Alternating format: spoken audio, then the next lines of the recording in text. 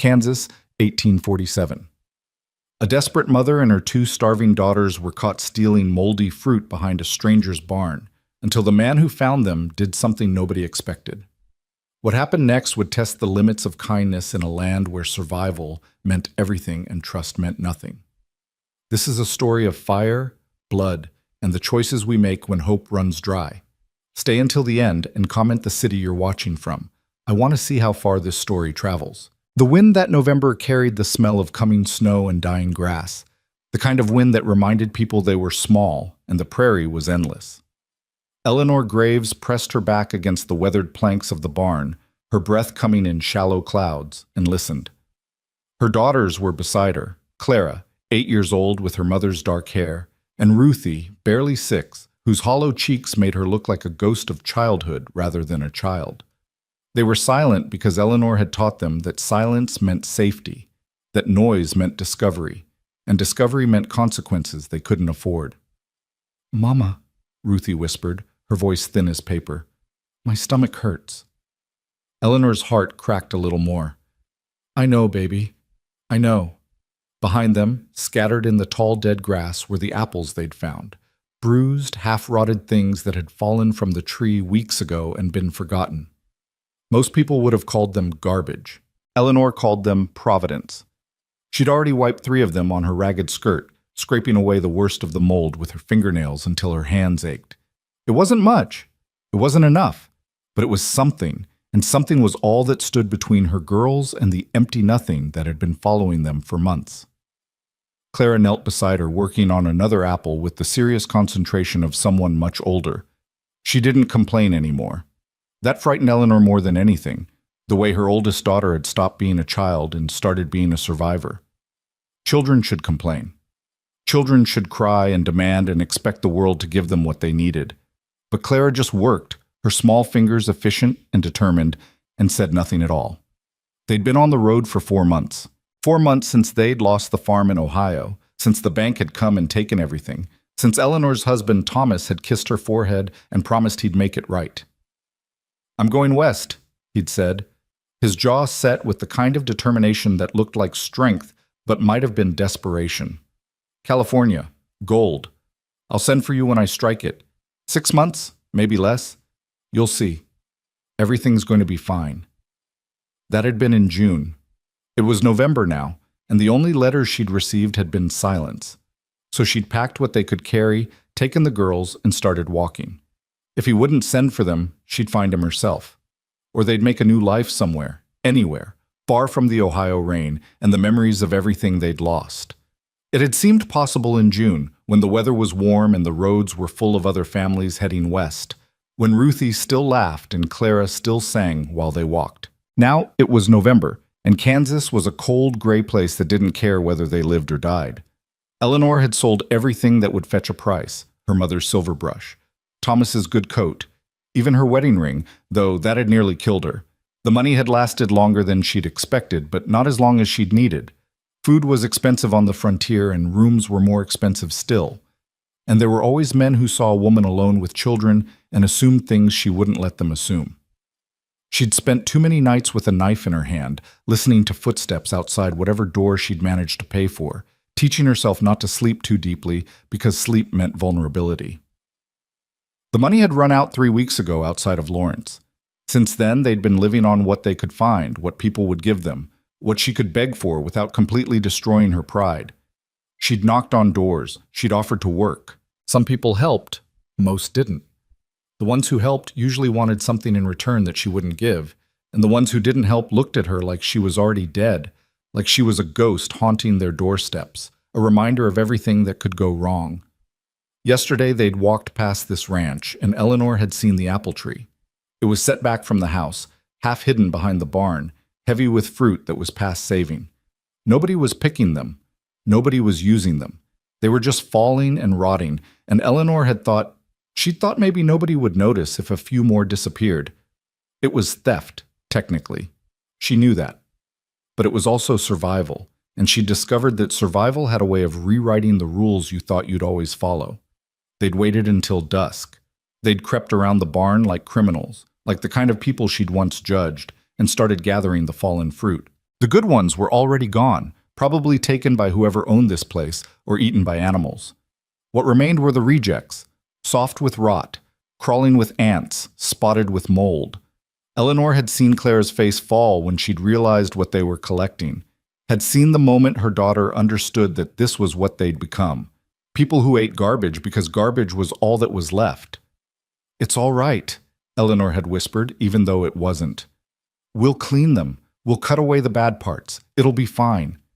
But Claire's eyes had said what her mouth wouldn't. "No, it won't."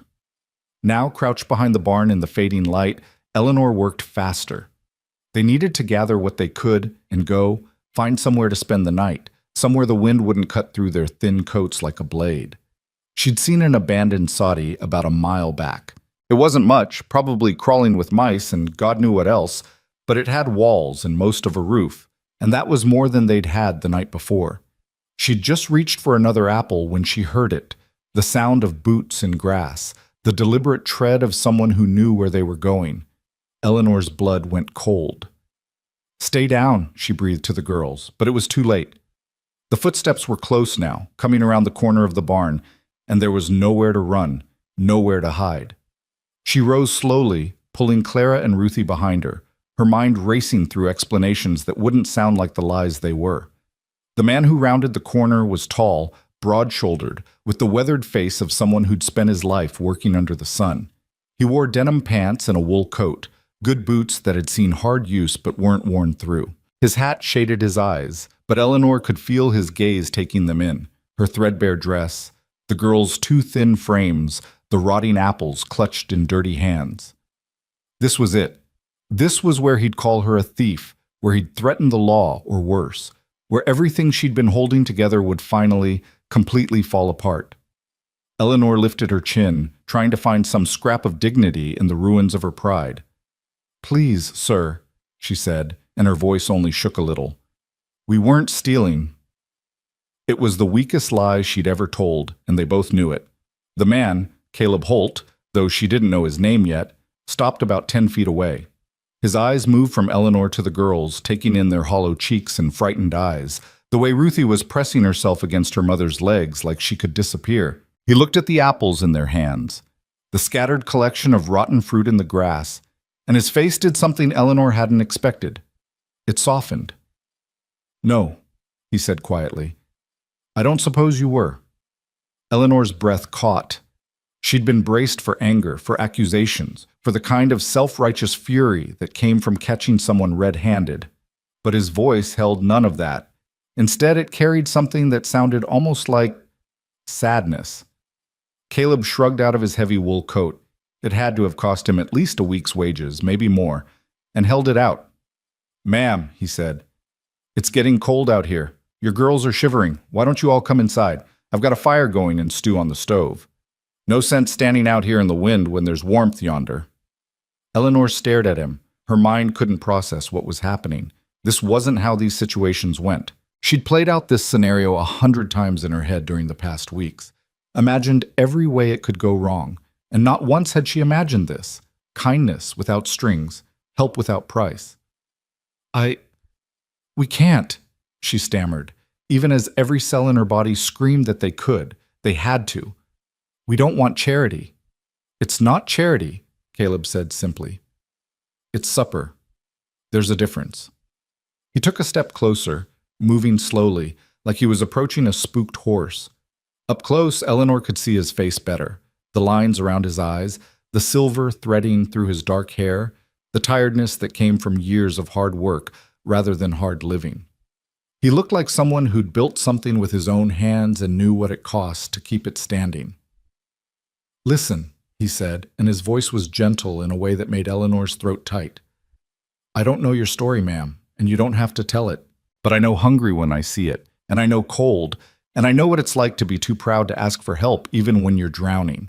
So I'm not asking you to accept charity. I'm asking you to come inside and eat some stew and get warm, and tomorrow you can be on your way, if that's what you want.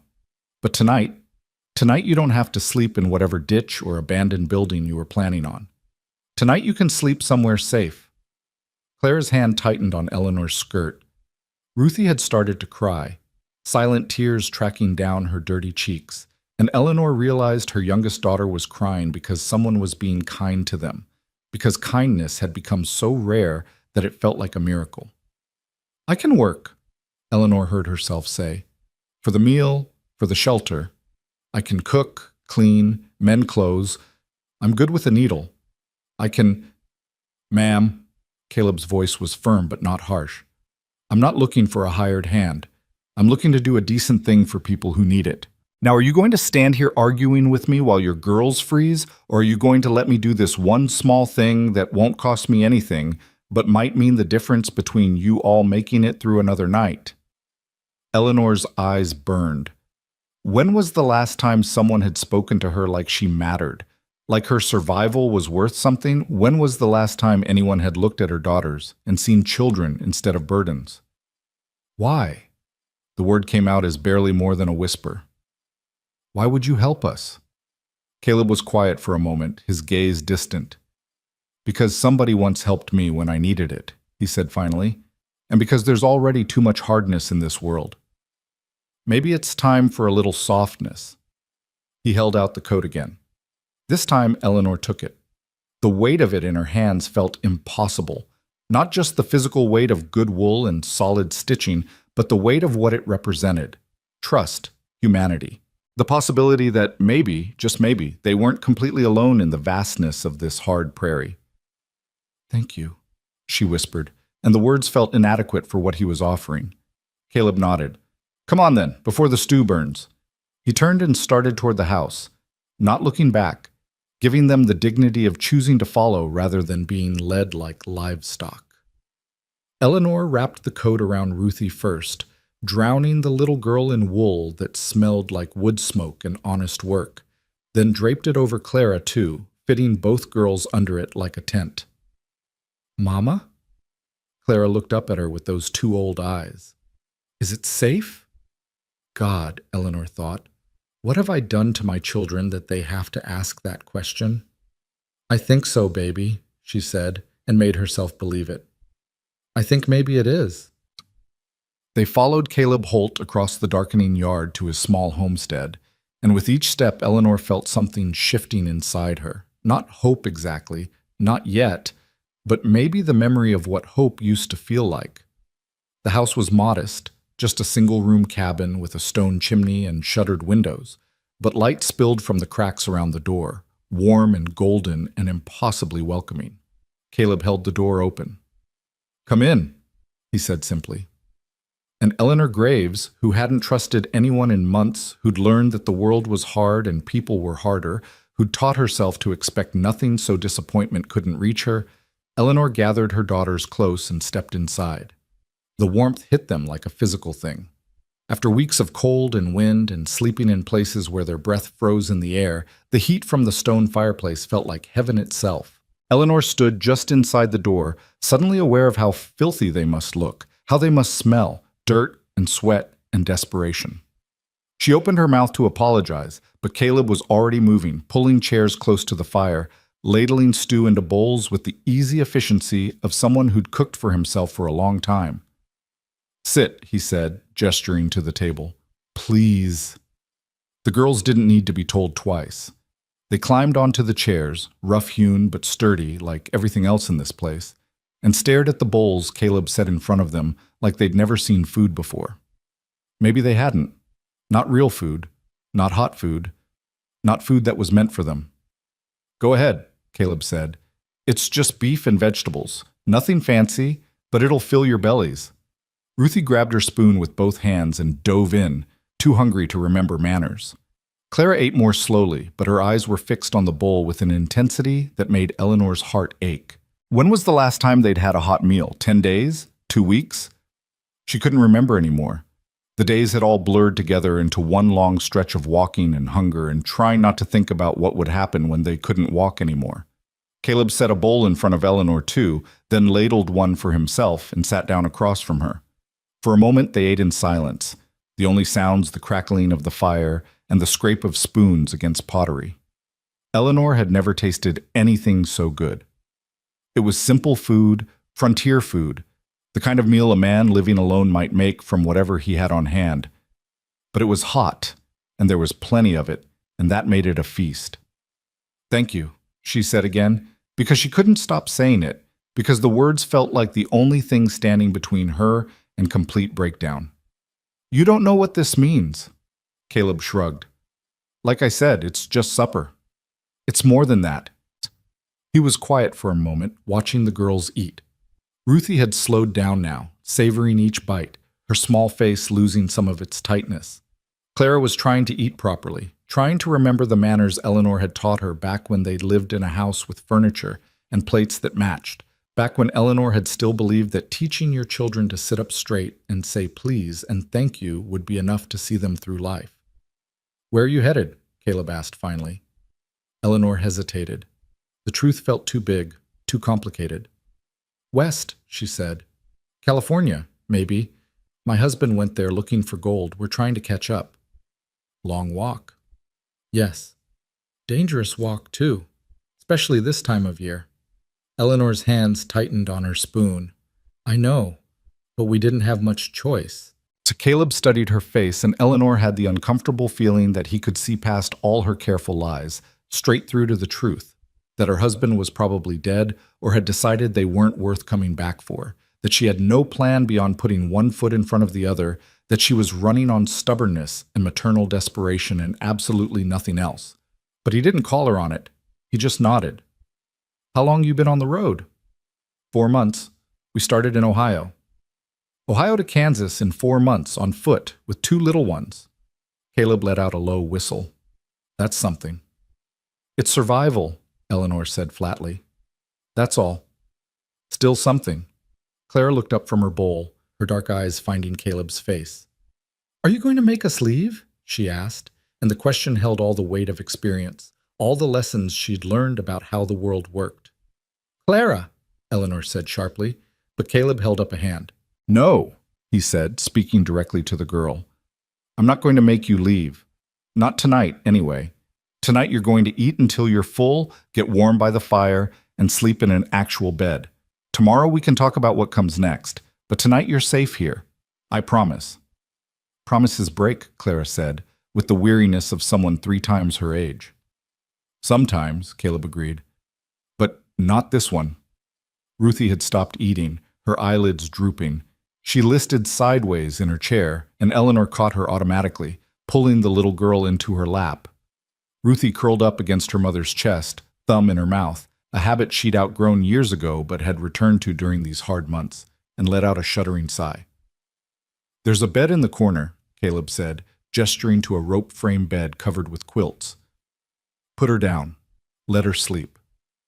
"I can't take your bed," Eleanor protested. "You're not taking it. I'm giving it. I can sleep in the chair by the fire. I've done it before." "But, ma'am," Caleb's voice was gentle but firm. "You're arguing again. Stop arguing and let me help. This isn't about pride or charity or any of that. This is about a little girl who needs to sleep somewhere warm and soft, and there's a bed right there. And I'm telling you to use it. That's all this is." Eleanor wanted to protest more. She wanted to maintain some semblance of independence, some proof that she wasn't completely helpless. But Ruthie was already asleep in her arms, her small body finally relaxed, and the bed did look impossibly soft compared to the hard ground they'd been sleeping on. "All right," she whispered. "Thank you." She carried Ruthie to the bed and laid her down gently, tucking the quilts around her thin frame. Her daughter didn't stir, lost in the kind of deep sleep that came from exhaustion, and finally, safety. Eleanor smoothed the dark hair back from Ruthie's forehead and felt something crack inside her chest, relief or grief, or maybe both at once. When she turned back, Clara had finished her stew and was struggling to keep her eyes open. Caleb had quietly cleared the bowls and was adding wood to the fire, giving them space, giving them privacy in a way that felt like respect. "You too, Clara," Eleanor said softly. "Bed. But you I'll be right here. I'm not going anywhere." Clara climbed into bed beside her sister, and Eleanor tucked her in too, pressing a kiss to her forehead. "Sleep, baby. Everything's going to be all right." She didn't know if that was true. She didn't know if anything would ever be all right again. But for tonight, in this warm cabin with a strange man who'd shown them kindness for no reason, she could pretend. She could give her daughters one night where they didn't have to be afraid. When she turned back to the fire, Caleb had settled into one of the chairs, his long legs stretched toward the hearth.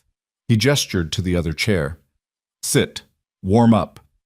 Eleanor sat, suddenly aware of how tired she was, how the adrenaline that had been keeping her upright for weeks was draining away now that there was finally space to rest. The fire crackled, sending shadows dancing across the rough-hewn walls.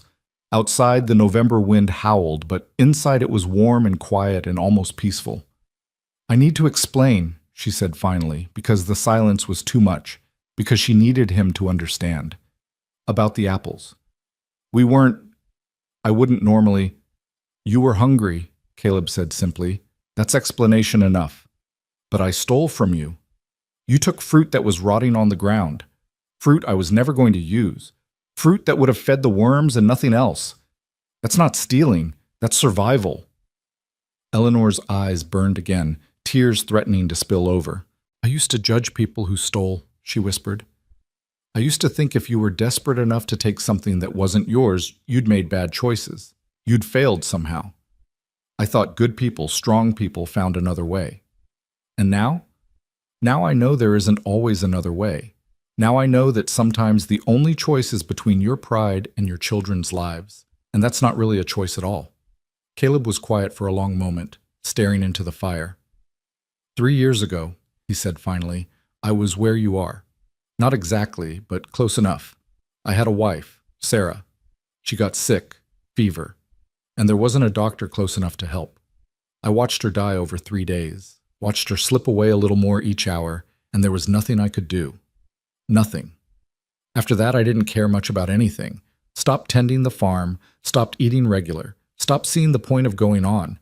I was just existing, waiting to join her, I suppose. He paused, and Eleanor waited, sensing there was more. One day a family came through, he continued. Settlers heading west, just passing through. They saw me in the field. I was drunk, probably, or close to it.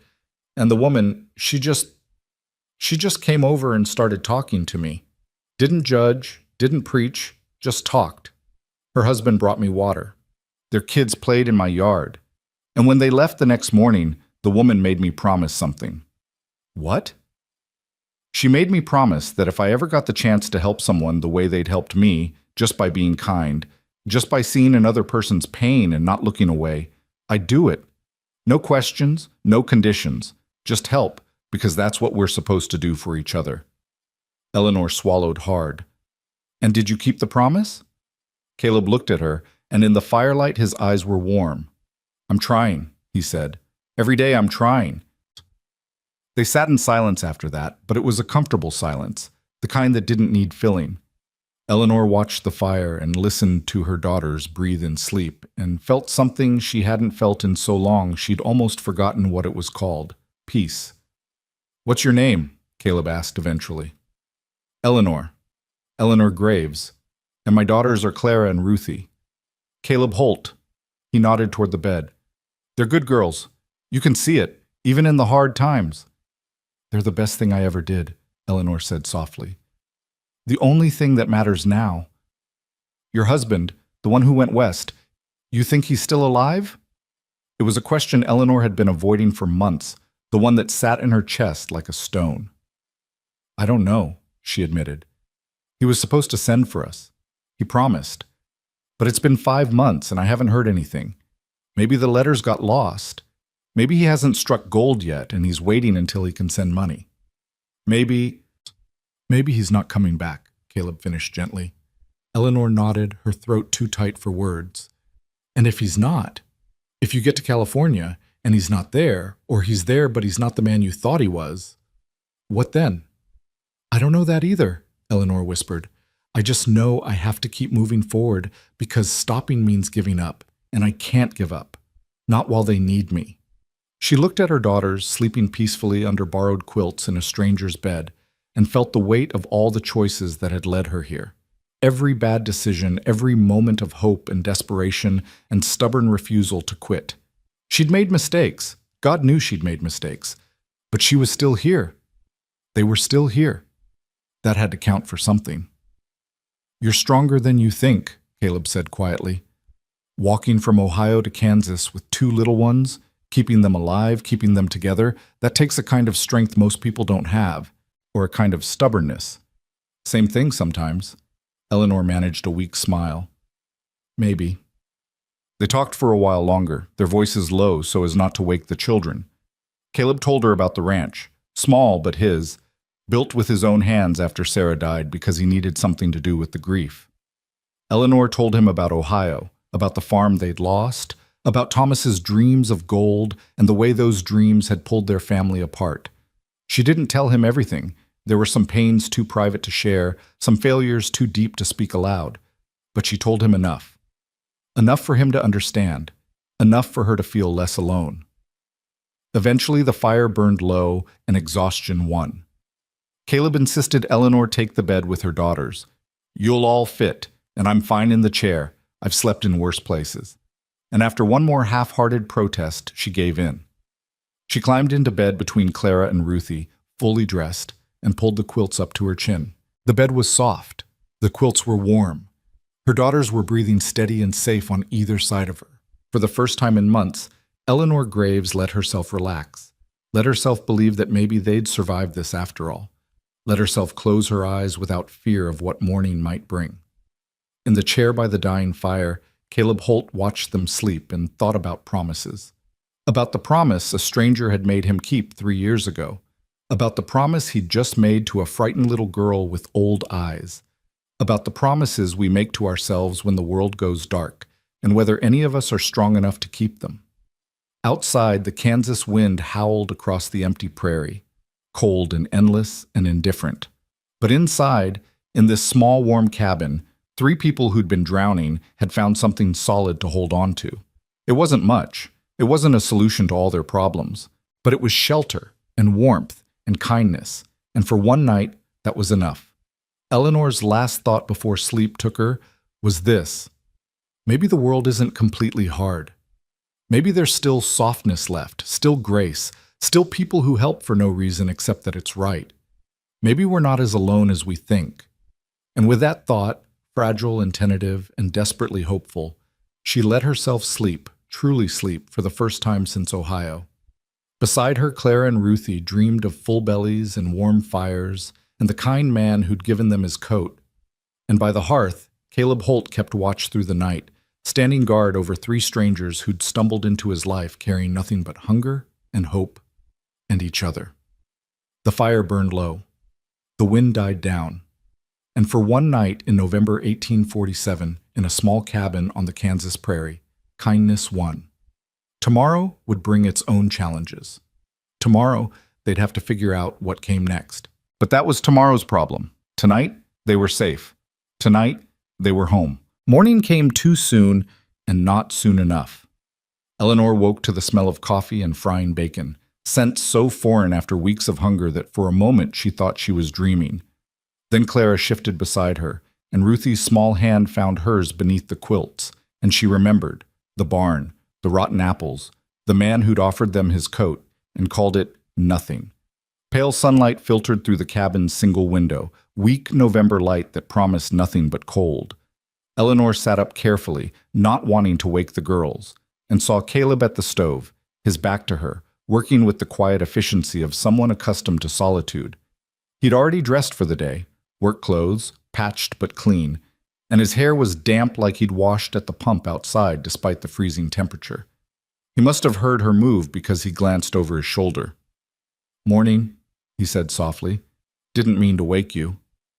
"You didn't." Eleanor swung her legs out of bed, suddenly aware of how wrinkled her dress was, how tangled her hair must be.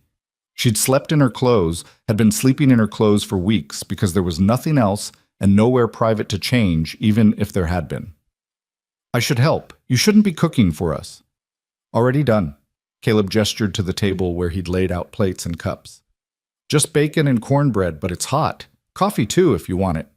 Eleanor wanted to argue, wanted to prove she wasn't helpless, but the truth was she was starving and exhausted, and the smell of that bacon was making her dizzy.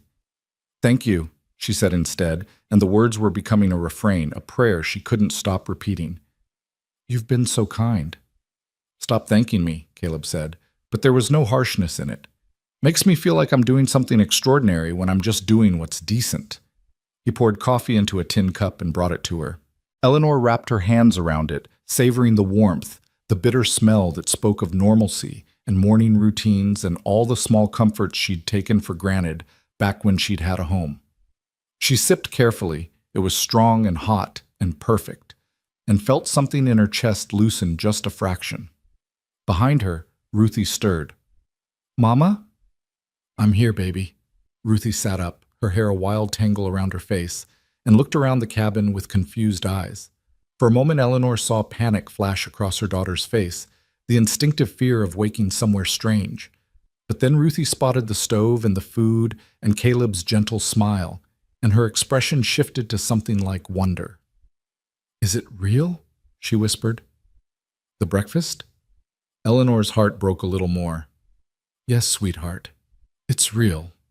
Clara woke more slowly, her old soul eyes taking in the scene with careful assessment before she allowed herself to relax. She climbed out of bed and came to stand beside Eleanor, her small hand finding her mother's free one, and together they watched Caleb dish bacon onto plates with the same care he might have used for guests at a fancy dinner. "Come eat," he said, "before it gets cold." They ate at the rough table like a family, though they weren't one, though they'd known each other for less than 12 hours. Caleb asked the girls about their journey, gentle questions that didn't press too hard, and Clara answered in careful sentences while Ruthie mostly just ate, her attention fixed on the food like it might vanish if she looked away. Eleanor listened and sipped her coffee and tried not to think about what would happen when this meal was over, when they'd have to leave this warm cabin and walk back out into the cold. "There's a town about 8 miles north," Caleb said eventually, speaking to Eleanor while the girls finished their breakfast. "Independence. It's not much, but they've got supplies, a boarding house, folks heading west who might have news about your husband. You might find some answers there." Eleanor nodded. 8 miles. On a good day, before they'd been walking for months, that would have been nothing. Now it felt like 100. "We'll head out after breakfast," she said. "We've imposed on you enough." Caleb frowned. "You haven't imposed, but if you're set on leaving, at least let me give you some provisions. I've got dried beef, some cornmeal, a spare blanket. It's getting colder and you can't be sleeping rough with those girls." "We can't take your things." "You can, and you will." There was steel under the gentleness now, the firmness of a man who'd made up his mind. "I won't send you out there with nothing. Don't ask me to." Eleanor opened her mouth to protest, but Clara spoke first. "Mama, please, just say yes." The desperation in her daughter's voice cut through all of Eleanor's pride. Clara was 8 years old, and she shouldn't have to beg for basic survival. Shouldn't have to understand that pride was a luxury they couldn't afford. But she did understand, and that understanding was visible in every line of her thin face. "All right," Eleanor whispered. "Thank you." Caleb stood and started gathering supplies. A burlap sack that he filled with cornmeal, strips of dried beef wrapped in cloth, 2 apples that weren't rotten, a small tin of lard. He pulled a wool blanket from a chest in the corner, gray and worn but whole, and folded it carefully before adding it to the pile. Eleanor watched him work and felt tears threatening again. This man owed them nothing. They were strangers who'd been caught stealing from him, and yet here he was, giving them what might be the difference between life and death. "The boarding house in Independence," Caleb said as he worked. "It's run by a woman named Martha Hayes. Good woman, fair. You tell her I sent you, she might give you a decent rate. She's helped folks before." "You've done so much already," Eleanor said. "We can't ask you to each." "You're not asking, I'm offering. There's a difference." He tied the sack closed and set it by the door along with the blanket. Then he went to the mantel and took down a small leather pouch, counted out coins with deliberate care, 5 silver dollars that clinked softly in his palm, and held them out to Eleanor. "No." Eleanor stepped back. "Absolutely not. The food, the shelter, that's one thing, but I can't take your money. It's not much. Just enough for a few nights at the boarding house, maybe some extra food." "I don't care if it's everything you have. I won't take it." Eleanor's voice was sharp now, pride flaring despite everything. "You've been generous beyond reason, but there's a line, and that crosses it. We're not beggars." I never said you were. Then stop treating us like we are. The words came out harder than she'd intended, fueled by shame and exhaustion and the horrible feeling of being dependent on someone else's charity. Caleb didn't flinch. He just looked at her with those steady eyes and said, I'm treating you like human beings who need help. That's all. Nothing more, nothing less. But why? Eleanor's voice cracked. Why do you care what happens to us? We're nobody to you. We're just 3 more people trying to survive on a frontier full of people trying to survive. Why does it matter to you if we make it or not? Caleb was quiet for a long moment. Behind them, Clara and Ruthie had stopped eating, their eyes wide as they watched the adults. Finally, Caleb set the coins on the table, not forcing them into Eleanor's hand but leaving them there, available, a choice rather than an obligation. I told you about Sarah, he said quietly. What I didn't tell you was how she died. The fever came on sudden, and I rode to town for the doctor. 10 miles there, 10 miles back. I rode that horse like the devil was chasing me. But when I got to the doctor's house, he turned me away. Eleanor's breath caught. Said he was busy with other patients, Caleb continued, his voice flat now, drained of emotion. Said he'd come when he could, but he couldn't promise when that would be. I begged him. I told him my wife was dying. He looked at me and said, everyone thinks their emergency is the only one that matters. Then he closed the door in my face. God, Eleanor whispered. I rode home alone. Sarah died that night, calling for me, scared and in pain, and I couldn't do anything but hold her hand and watch. And all I could think was, if that doctor had just come, if he'd just shown her one shred of mercy, maybe she'd still be here. Maybe I wouldn't be alone. Caleb met Eleanor's eyes, and she saw a grief there that matched her own, a pain that ran bone deep and permanent. So when I see people who need help, he said, I help them. Because I know what it's like to need help and not get it. I know what it costs. And I'll be damned if I'm going to be the man who closes the door. The cabin was silent except for the crackling of the fire. Eleanor felt something shifting in her chest, the walls she'd built around herself cracking just enough to let light through. This man had lost everything too. He understood. He knew what it was to watch your world fall apart and have nobody catch you. I'm sorry, she said finally, about your wife, about what that doctor did to you. Me too. Every day. Caleb nodded toward the coins. Take the money. Not because you're begging, not because you're helpless, but because you need it, and I have it, and there's no reason you should suffer when I can help. That's all this is. Just one person helping another, the way we're supposed to. Eleanor looked at the silver dollars gleaming on the table. $5. Enough for maybe a week at a boarding house, enough for food and supplies, enough to buy them time to figure out what came next. It wasn't charity, it was a lifeline. If we take this, she said slowly, I'll pay you back. Somehow, someday, I'll find a way to pay you back. If it makes you feel better to think that, fine. But I'm not keeping a ledger. I'm not expecting anything in return. Eleanor picked up the coins, her hand shaking slightly. They were warm from Caleb's palm, solid and real. Thank you, she whispered, and this time the words carried weight beyond courtesy, beyond politeness. This time they carried the full measure of her gratitude, her desperate relief, her tentative hope that maybe they'd survive this after all. Caleb just nodded and went back to the stove. They finished breakfast in a more comfortable silence. Clara asked Caleb about the ranch, how long he'd been here, what crops he grew, whether he had animals, and he answered her questions with the patience of someone who understood that children needed normalcy, needed to talk about ordinary things even in extraordinary circumstances. Ruthie fell asleep again in her chair, exhausted despite a full night's rest, and Eleanor realized with a pang how much her daughters had been running on adrenaline and fear, how much they'd been holding themselves together through sheer will. Let her sleep a bit longer, Caleb said, seeing Eleanor start to wake her. No rush. The road will still be there in an hour. So they waited. Eleanor helped Caleb clean the breakfast dishes. He tried to wave her off, but she insisted, needing to do something useful, needing to feel less like a burden. Clara explored the cabin with careful curiosity, examining Caleb's few possessions with the fascination of a child who'd been living rough for too long. A carved wooden box, a well-worn Bible, a tintype photograph on the mantel showing a young woman with kind eyes and a gentle smile. "That's Sarah?" Clara asked, pointing to the photograph. Caleb nodded. "Taken on our wedding day."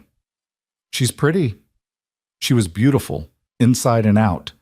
Clara studied the photograph for a long moment. "Do you miss her?"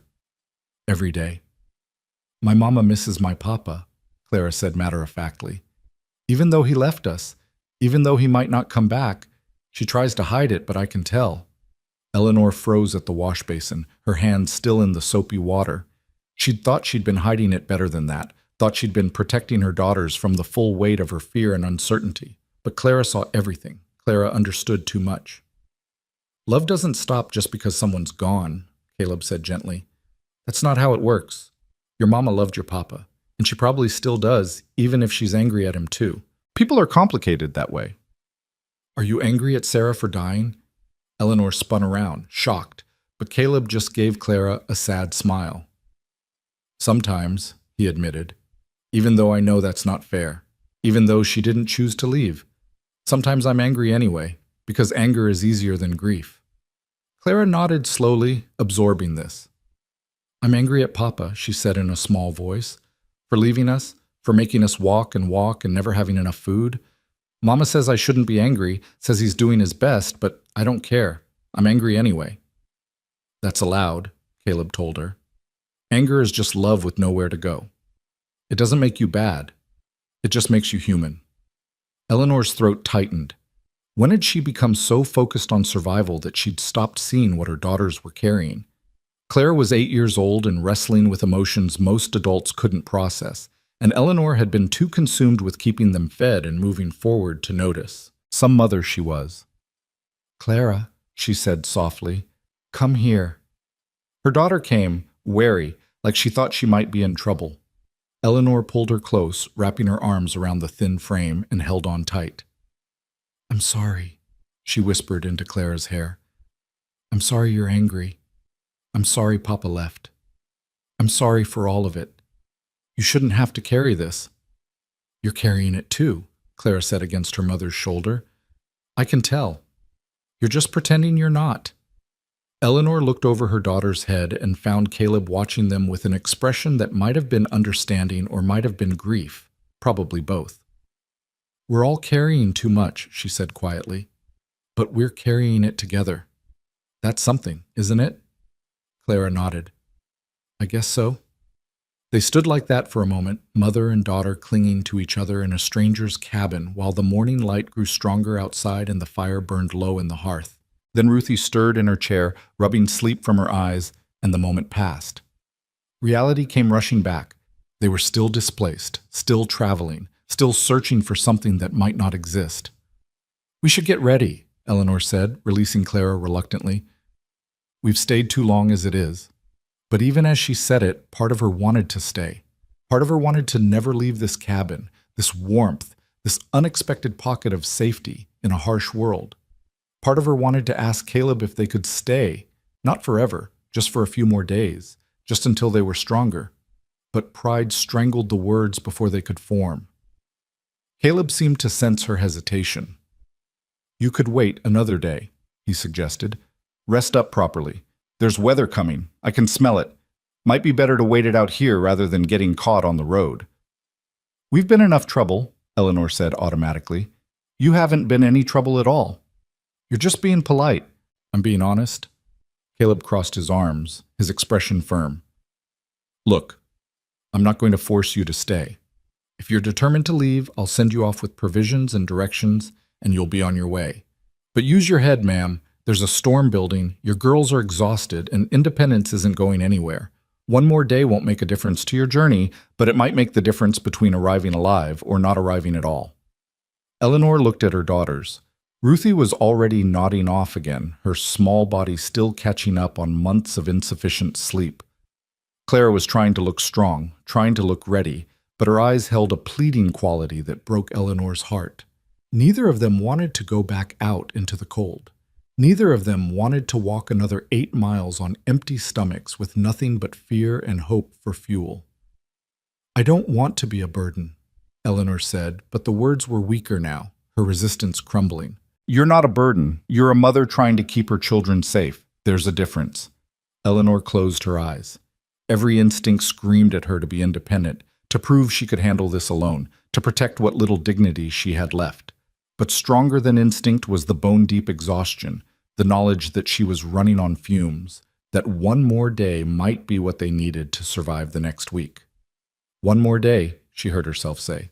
Just one. And we work for our keep. I'll cook, clean, whatever you need. Fair enough, Caleb agreed, though his eyes suggested he'd have let them stay regardless. Though you should know I'm a simple man with simple needs. Don't expect me to invent chores just to make you feel useful. I'll find something to do. I'm sure you will. And so it was decided. They would stay. Just one more day, just enough time to rest and gather strength and pretend for a little while longer that they were somewhere safe. The storm Caleb had predicted rolled in around midday. Heavy clouds that turned the sky the color of old bruises, wind that howled across the prairie and made the cabin's timbers creak. Eleanor stood at the window and watched the first fat drops of rain turn to sleet, watched the temperature plummet and the world outside become hostile and gray, and felt a rush of gratitude so intense it made her dizzy. If they'd left this morning, they'd be caught in this. They'd be huddled under that thin blanket trying to shield the girls from weather that didn't care whether they lived or died. Good call, she said to Caleb, who was mending a harness at the table. I've lived here long enough to read the sky, he replied. Storm like this, it'll blow through by tomorrow. You'll have clear weather for your walk to Independence. Eleanor turned from the window. How did you end up here? In Kansas, I mean. You don't have the look of someone who was born on the prairie. I'm not. Born in Pennsylvania, actually. Came west with Sarah after we married. She wanted adventure, wanted to see something beyond the hills we'd grown up in. I wanted her to be happy. He smiled sadly. So we sold everything, packed a wagon, and headed west with 100 other fools chasing dreams. And you found yours? For a while. Built this place with my own hands, cleared the land, planted crops. Sarah loved it. She'd stand outside in the evenings and watch the sunset and say this was what freedom looked like. Wide open spaces, nobody telling us what to do or who to be, just us and the land and possibility. He paused, his hand stilling on the leather. Then she got sick and all that possibility meant nothing. You can have all the land in the world, but it won't keep the people you love safe. No, Eleanor agreed quietly. It won't. They worked in companionable silence for a while, Caleb on his harness, Eleanor mending a tear in Ruthie's dress with needle and thread Caleb had produced from somewhere. The girls played quietly in the corner, creating stories with small stones they'd arranged like dolls. Outside, the storm raged. Inside, the fire crackled and the cabin held. Tell me about Ohio, Caleb said eventually. What was your life like before all this? Eleanor considered the question. It felt like someone else's life now, someone else's story. We had a small farm, she said slowly. Nothing fancy, but it was ours. Thomas worked hard, grew wheat mostly, some vegetables. I kept the house, raised the girls, made butter and cheese to sell in town. It was simple, good. I thought it would last forever. What happened? Bad harvest 2 years in a row. Then Thomas borrowed money to plant again, thinking the third year would be better. It wasn't. The bank came. They gave us 30 days to pay or leave. Thomas couldn't accept it. Losing the farm felt like losing himself. That's when he started talking about California, about gold, about how we could start fresh and build something even better. But you didn't want to go. No, Eleanor admitted. I didn't.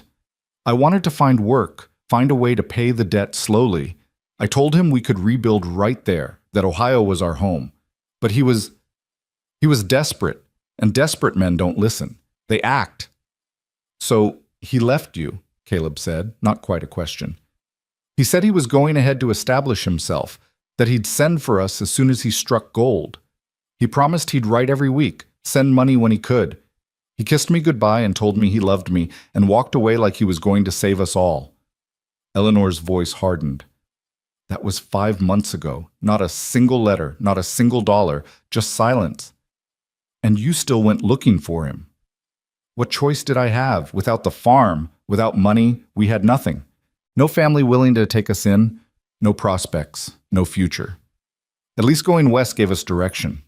At least it gave us hope, even if that hope was probably false. Caleb set down his work and looked at her directly. Can I ask you something? What will you do if you find him and he's remarried? Or if you find him and he doesn't want you back? Or if you don't find him at all? The questions hit like stones, each one landing on a fear Eleanor had been avoiding for months. I don't know, she whispered. I try not to think that far ahead. I just focus on the next step, the next meal, the next mile. If I let myself think about all the ways this could end badly, I'd never get out of bed in the morning. That's fair. But eventually you'll have to think about it. Eventually you'll have to have a plan that doesn't depend on Thomas. I know. Eleanor's hands trembled slightly on the needle. But not today. Today, I just need to get through today. Caleb nodded slowly. All right, but when you're ready to think about tomorrow, about next week, about what comes after, remember that there are people who'll help. Not everyone's heartless. Not everyone will close the door. Eleanor met his eyes and saw something there that made her breath catch. Not pity, not charity, but genuine care. This man barely knew her, had known her for less than a day, and yet he cared what happened to her and her daughters. He cared enough to give them shelter and food and money he probably couldn't spare. He cared enough to look at her like she was a person worth saving. Why are you being so kind to us? She asked, needing to understand. And don't say it's because someone helped you once. There's more to it than that, I can tell. Caleb was quiet for so long Eleanor thought he wouldn't answer. Then, because you remind me of her, of Sarah. The way you protect your girls, the way you do anything to keep them safe. Sarah would have been the same. She wanted children. We were trying before she got sick, and sometimes I look at Clara and Ruthie, and I think, those could have been mine. That could have been my family. And I can either be angry about what I lost, or I can honor what I had by helping someone else build what I never got to finish. Eleanor felt tears slip down her cheeks. That's beautiful.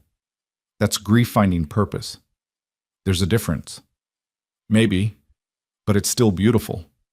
They held each other's gaze for a moment, and something passed between them. Understanding, maybe, or recognition. Two broken people trying to find meaning in a world that had taken too much from both of them. Then Ruthie called out, "Mama, look!" And the moment broke. The rest of the day passed quietly. The storm continued its assault outside while they stayed warm and dry within. Eleanor cooked a simple supper with the supplies Caleb had, beans and cornbread, nothing fancy but filling, and they ate together as the light faded and the temperature dropped further. Caleb told the girls stories about the prairie, about buffalo herds so vast they took days to pass, about storms that could blow a house down and floods that reshaped the land overnight. Clara listened with wide eyes. Ruthie fell asleep in her chair again. When it was time for bed, Eleanor tucked her daughters in and kissed them goodnight, then returned to the fire where Caleb sat smoking his pipe, the tobacco smoke curling up toward the rafters. "Thank you," she said, settling into the other chair, "for giving us another day, for all of this." "Stop thanking me," Caleb said, but there was warmth in it now, almost affection. "You've thanked me about 50 times since yesterday. I'm starting to think you don't know any other words." Eleanor laughed, actually laughed, and was surprised by the sound. When was the last time she'd laughed? "I mean it, though. You've been so generous. And you've been so stubborn about accepting help. We're even." They sat in comfortable silence, watching the fire. Outside, the storm was finally beginning to ease, the sleet turning back to rain, the wind losing its edge. By morning, it would be clear, just as Caleb had predicted. By morning, they'd have to leave this small, warm sanctuary and walk back out into the cold world. "I'm scared," Eleanor admitted quietly, surprising herself with the confession. "I'm scared we won't make it. I'm scared I'll fail them. I'm scared of what we'll find if we ever reach California. I'm scared of everything. That's normal. Fear keeps you careful. But how do you keep going when you're so afraid you can barely breathe?" Caleb considered the question. "You just do," he said finally. "You put one foot in front of the other because stopping means giving up, and you're not ready to give up yet. You focus on the next step, not the whole journey. And you remember that fear and courage aren't opposites. Courage is just fear that's decided to move forward anyway. Eleanor nodded, absorbing his words. You're wise. I'm old and sad. Sometimes that looks like wisdom. It's still helpful. They talked a while longer, their voices low, sharing pieces of themselves the way strangers sometimes do when they know they'll likely never see each other again. Caleb told Eleanor about his childhood in Pennsylvania, about learning to work wood from his father, about the day he met Sarah at a church social and knew immediately she was the one. Eleanor told him about her parents, long dead, about how she'd met Thomas when she was 16 and thought he hung the moon, about the slow realization that the man she'd married wasn't quite the man she'd thought he was. Eventually, exhaustion won. Eleanor said goodnight and climbed into bed beside her daughters, and Caleb settled into his chair by the fire with a blanket. The cabin grew quiet. The storm outside faded to nothing, and Eleanor lay there in the darkness, listening to her daughters breathe, thinking about tomorrow and all the tomorrows that would follow. They'd have to leave in the morning. They'd have to walk to Independence and figure out what came next. But tonight they were safe, warm, fed. Tonight they had shelter and kindness, and the care of a good man who'd chosen to help them for no reason except that it was right. And maybe, Eleanor thought as sleep finally claimed her, maybe that was enough to get them through tomorrow. Maybe kindness was stronger than fear after all. Maybe they'd survive this. She closed her eyes and let herself believe it, just for tonight. Tomorrow would bring its own challenges, its own terrors, but that was tomorrow's problem. Tonight, they were home.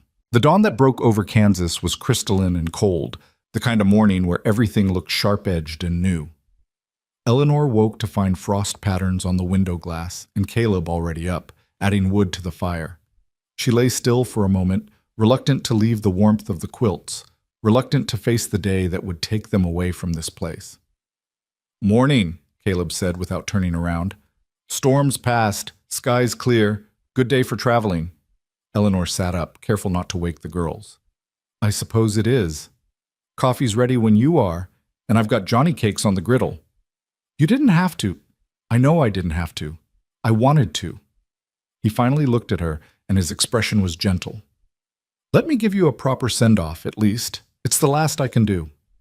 So they had one more meal together, the four of them crowded around the small table while frost glittered outside and the fire crackled within. The Johnny cakes were simple but delicious, sweetened with a bit of molasses Caleb had been saving, and the girls ate slowly, savoring each bite like they knew they wouldn't eat this well again for a while. Eleanor watched them and felt her heart fracture just a little more. 2 days ago, they'd been eating rotten apples behind a barn. Now they were sitting at a table like human beings, like they mattered, like their survival was worth something. "The road to Independence runs straight north," Caleb said, sketching a rough map on a scrap of paper with a piece of charcoal. "Follow it about 8 miles, maybe 9. You'll see the town before you reach it, church steeples visible for a good distance. When you get there, find the boarding house. 2-story building, white paint, sign that says Hayes House. Tell Martha I sent you." Eleanor folded the paper carefully and tucked it into her pocket. "We will.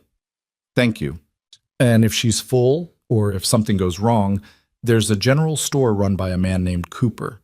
He's decent enough. He might know of other places to stay."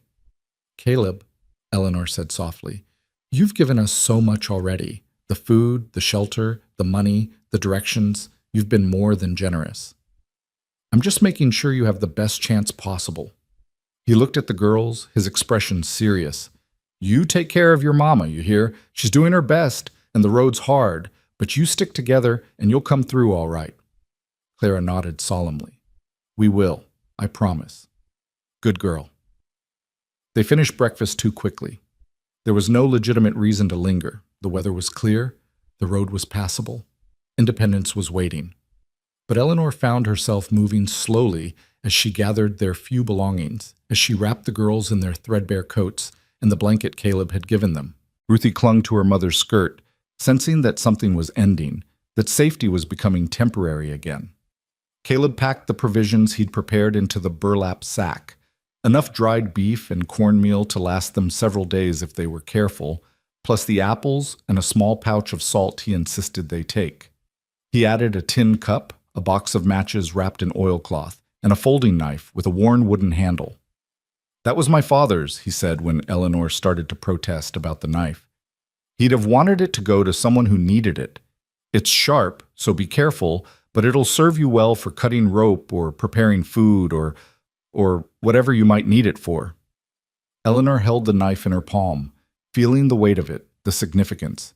This wasn't just a tool. This was a piece of Caleb's history, a connection to his past, and he was giving it to her like it was nothing. "I can't take this," she whispered. "You can, and you will. I'm not taking no for an answer." "But, Eleanor." The use of her first name stopped her. Caleb stepped closer, his voice dropping. "Take the knife. Take all of it. And when you get to where you're going, when you're safe and settled, you remember that there are good people in this world. You remember that kindness exists. And then you pass it on to someone else who needs it. That's all I ask." Tears blurred Eleanor's vision. "I'll remember," she managed. "I promise, I'll remember." Caleb nodded and stepped back, giving her space to compose herself. Clara was watching them with those two knowing eyes, understanding more than any 8-year-old should. Ruthie had found a stick and was drawing patterns in the dirt floor, humming tunelessly, lost in her own world. "Time to go," Eleanor said, her voice stronger than she felt. "Girls, say thank you to Mr. Holt." "Thank you," Clara said promptly, moving to stand beside Caleb. Then, without warning, she threw her arms around his waist and hugged him tight. "Thank you for being kind when nobody else was. Thank you for helping us. Thank you for everything." Caleb's eyes went bright with unshed tears. He bent down and returned the embrace, his large hands gentle on the little girl's back. "You're welcome, Clara. You're going to be just fine. You're strong like your mama. Don't forget that." Ruthie joined the hug, not wanting to be left out, and for a moment Caleb knelt there with both girls in his arms while Eleanor watched and tried not to fall completely apart. This man had given them more than food and shelter. He'd given them hope. He'd reminded them that humanity still existed, that not everyone was cruel or indifferent, that sometimes strangers became saviors for no reason except that it was right. When the girls finally released him, Caleb stood and turned to Eleanor. For a moment they just looked at each other, and Eleanor saw in his face everything she was feeling, sadness at parting, hope for their future, the strange intimacy that came from shared vulnerability. "You're going to make it," he said quietly. "I know you will. I hope you're right. I am. You're stronger than you think." Eleanor wanted to hug him too, wanted to thank him one more time, wanted to tell him that these 2 days had meant more than he could possibly understand. But the words wouldn't come, stuck in her throat behind emotion too big to express. So she just nodded, hoisted the burlap sack over her shoulder, and took her daughter's hands. "Come on, girls. Long walk ahead." They stepped out into the cold Kansas morning, and Eleanor didn't let herself look back. If she looked back, she'd want to stay, and staying wasn't possible. They had to keep moving forward. That was the only direction left. The road to Independence was rutted and hard frozen, the mud turned solid by the cold night. Eleanor set a steady pace, not too fast. The girls couldn't manage fast, but not so slow that they'd still be walking when darkness fell. The sun was bright, but provided little warmth, and the wind across the open prairie cut through their coats like they were made of paper. But they had the blanket Caleb had given them, and they had food in the sack, and they had each other. It was more than they'd had 3 days ago. They'd been walking for perhaps an hour when Ruthie spoke up. "Mama, my feet hurt." "I know, baby. Just keep walking. We'll rest soon." "But they really hurt. Can't we stop?" Eleanor glanced down and saw that her youngest daughter was limping slightly. The shoes Ruthie wore, hand-me-downs from Clara that had been old to begin with, were falling apart, the soles separating from the uppers. They wouldn't last much longer. Eleanor's own shoes were barely better. Only Clara's were reasonably intact, and that was only because Eleanor had spent precious pennies getting them resold in Lawrence 3 weeks ago. "All right," Eleanor said, guiding them to the side of the road where a fallen log provided a place to sit. "We'll rest for a few minutes, but just a few. We need to reach Independence before dark."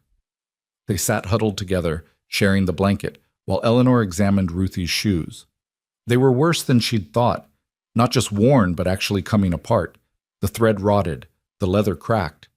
She could maybe tie them together with string, but that was a temporary fix at best. Ruthie needed new shoes. They all did. The $5 Caleb had given her seemed to burn in Eleanor's pocket. New shoes would cost at least $1, maybe more. That would leave her with $4 for lodging and food. $4 wouldn't last long, but what choice did she have? Ruthie couldn't walk to California in shoes that were falling apart. "It's okay, Mama," Ruthie said, seeing the worry on her mother's face. "They don't hurt that bad." "Don't lie to me, baby. I can see you limping. But if we spend money on shoes, we won't have money for food." Eleanor's heart broke. 6 years old and already understanding the brutal arithmetic of survival. "Don't you worry about that," she said firmly. "We'll manage. We always do." Clara was quiet, staring down the road toward Independence with an expression Eleanor couldn't quite read. "What if Papa's not in California?" she asked suddenly. "What? What if we walk all that way and he's not there? Or what if he is there, but he doesn't want us anymore? What do we do then?" Eleanor opened her mouth to reassure her daughter, to promise that everything would work out, but the lies stuck in her throat. She'd been lying to herself for months, pretending she believed Thomas would be there, would welcome them, would somehow make everything right. But the truth was, she had no idea what they'd find. The truth was, she was walking toward a dream that might be a nightmare. "I don't know," she admitted quietly. "But whatever we find, we'll face it together. That's all I can promise you, Clara, that we'll face it together." "Maybe we should stop," Clara said. "Maybe we should stay somewhere. Maybe Independence has work, or maybe Mr. Holt would let us—" "No," Eleanor's voice was sharp. "We can't go back. We can't be a burden on Caleb any more than we already have been. He's been generous, but there's a limit to every kindness. We have to stand on our own feet." "But what if we can't?" Clara's eyes were wet now, her composure cracking. "What if we're not strong enough, Mama? What if we fail?" Eleanor pulled both girls close, wrapping them in the blanket in her arms. "We won't fail," she said fiercely. "We can't. We've come too far, survived too much. We're going to make it because we have to. Because the alternative is giving up, and we don't know how to do that. Do you hear me?" Clara nodded against her mother's shoulder. Ruthie just held on tight, her small body shaking with cold or emotion or both. They sat there on the side of the frozen road, 3 people who had nothing except each other, and Eleanor tried to believe her own words, tried to believe that will and determination would be enough. They were just about to start walking again when Eleanor heard it, the sound of horses, moving fast, coming from the south. She turned and saw riders cresting the rise behind them, maybe a half-dozen men on horseback, kicking up dust despite the frozen ground. Something about the way they rode set alarm bells ringing in Eleanor's head. "Come on," she said urgently, pulling the girls to their feet. "We need to move." "Why?" Ruthie asked. "Who are they?" "I don't know, and I don't want to find out. Come on, quickly."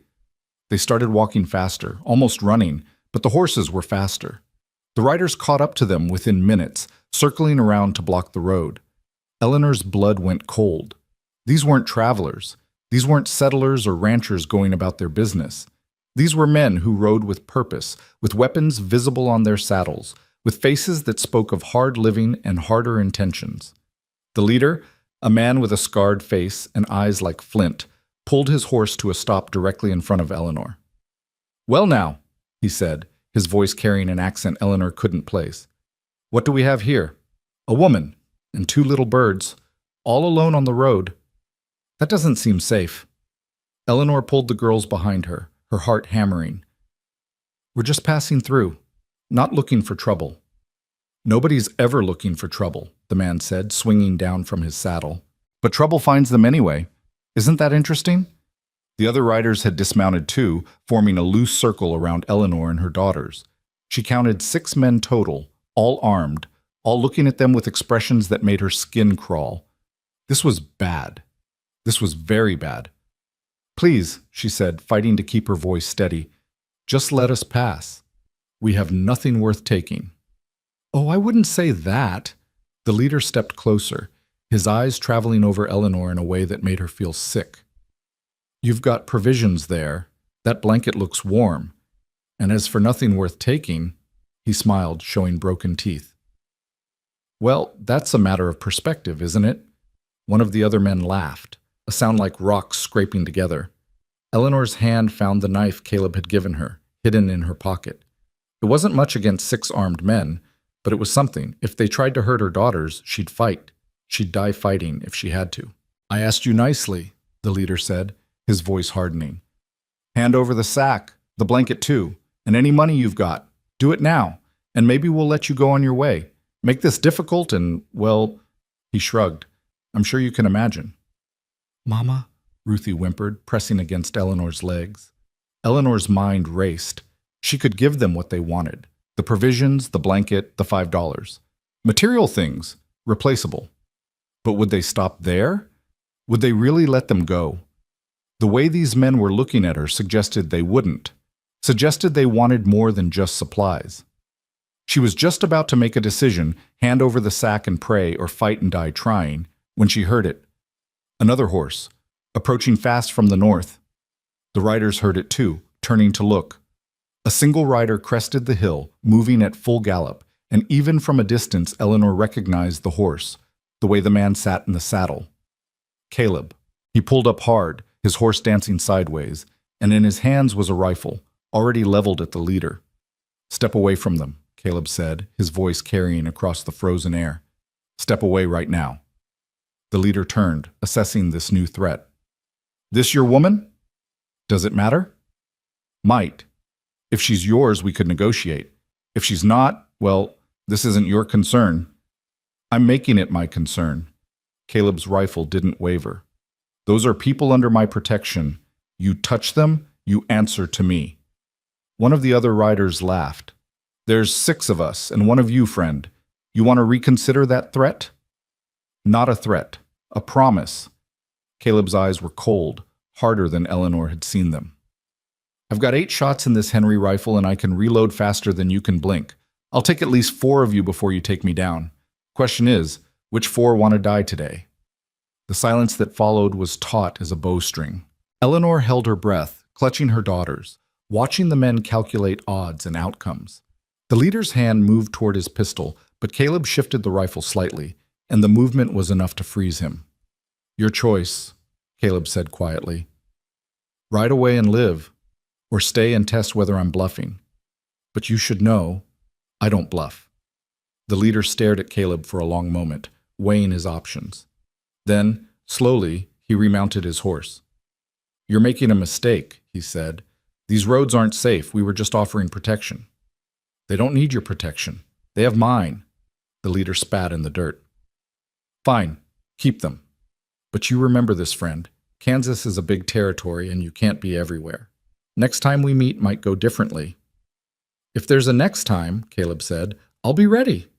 The riders wheeled their horses and rode north, not hurrying but not dawdling either, and Eleanor watched them go with a mixture of relief and residual terror. When they were finally out of sight, her legs gave out, and she sat down hard on the frozen ground, pulling the girls with her. Caleb dismounted and came to them quickly, kneeling beside Eleanor. Are you hurt? Did they touch you? Eleanor shook her head, unable to speak. Now that the danger had passed, the fear caught up with her, and she was shaking so hard her teeth chattered. Claire was crying silently, and Ruthie had buried her face in Eleanor's shoulder, making small, frightened sounds. It's okay, Caleb said gently, though his jaw was tight with anger. They're gone. You're safe. How did you know? Eleanor finally managed. How did you find us? I didn't like the look of those riders when they passed my place earlier. Something about them felt wrong, so I saddled up and followed. He touched Eleanor's shoulder carefully. Good thing I did. They were going to rob us, or worse. I know, that's why I came. Caleb stood and offered his hand. Can you walk? I need to get you back to the cabin. Back? Eleanor looked up at him, confused. But we were going to Independence. Not anymore. Not today. Not until I'm sure it's safe. His expression was grim. Those men were raiders, Eleanor.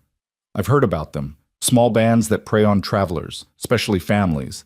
They're getting bolder because the law out here is thin and people are desperate. I should have warned you, should have thought... He cut himself off, his jaw working. I'm taking you back. You'll stay until I can arrange for you to travel with a larger group. Safety in numbers. But no arguments, please." Caleb's eyes met hers, and Eleanor saw fear there that matched her own. "I sent you out there and you nearly got hurt because of it.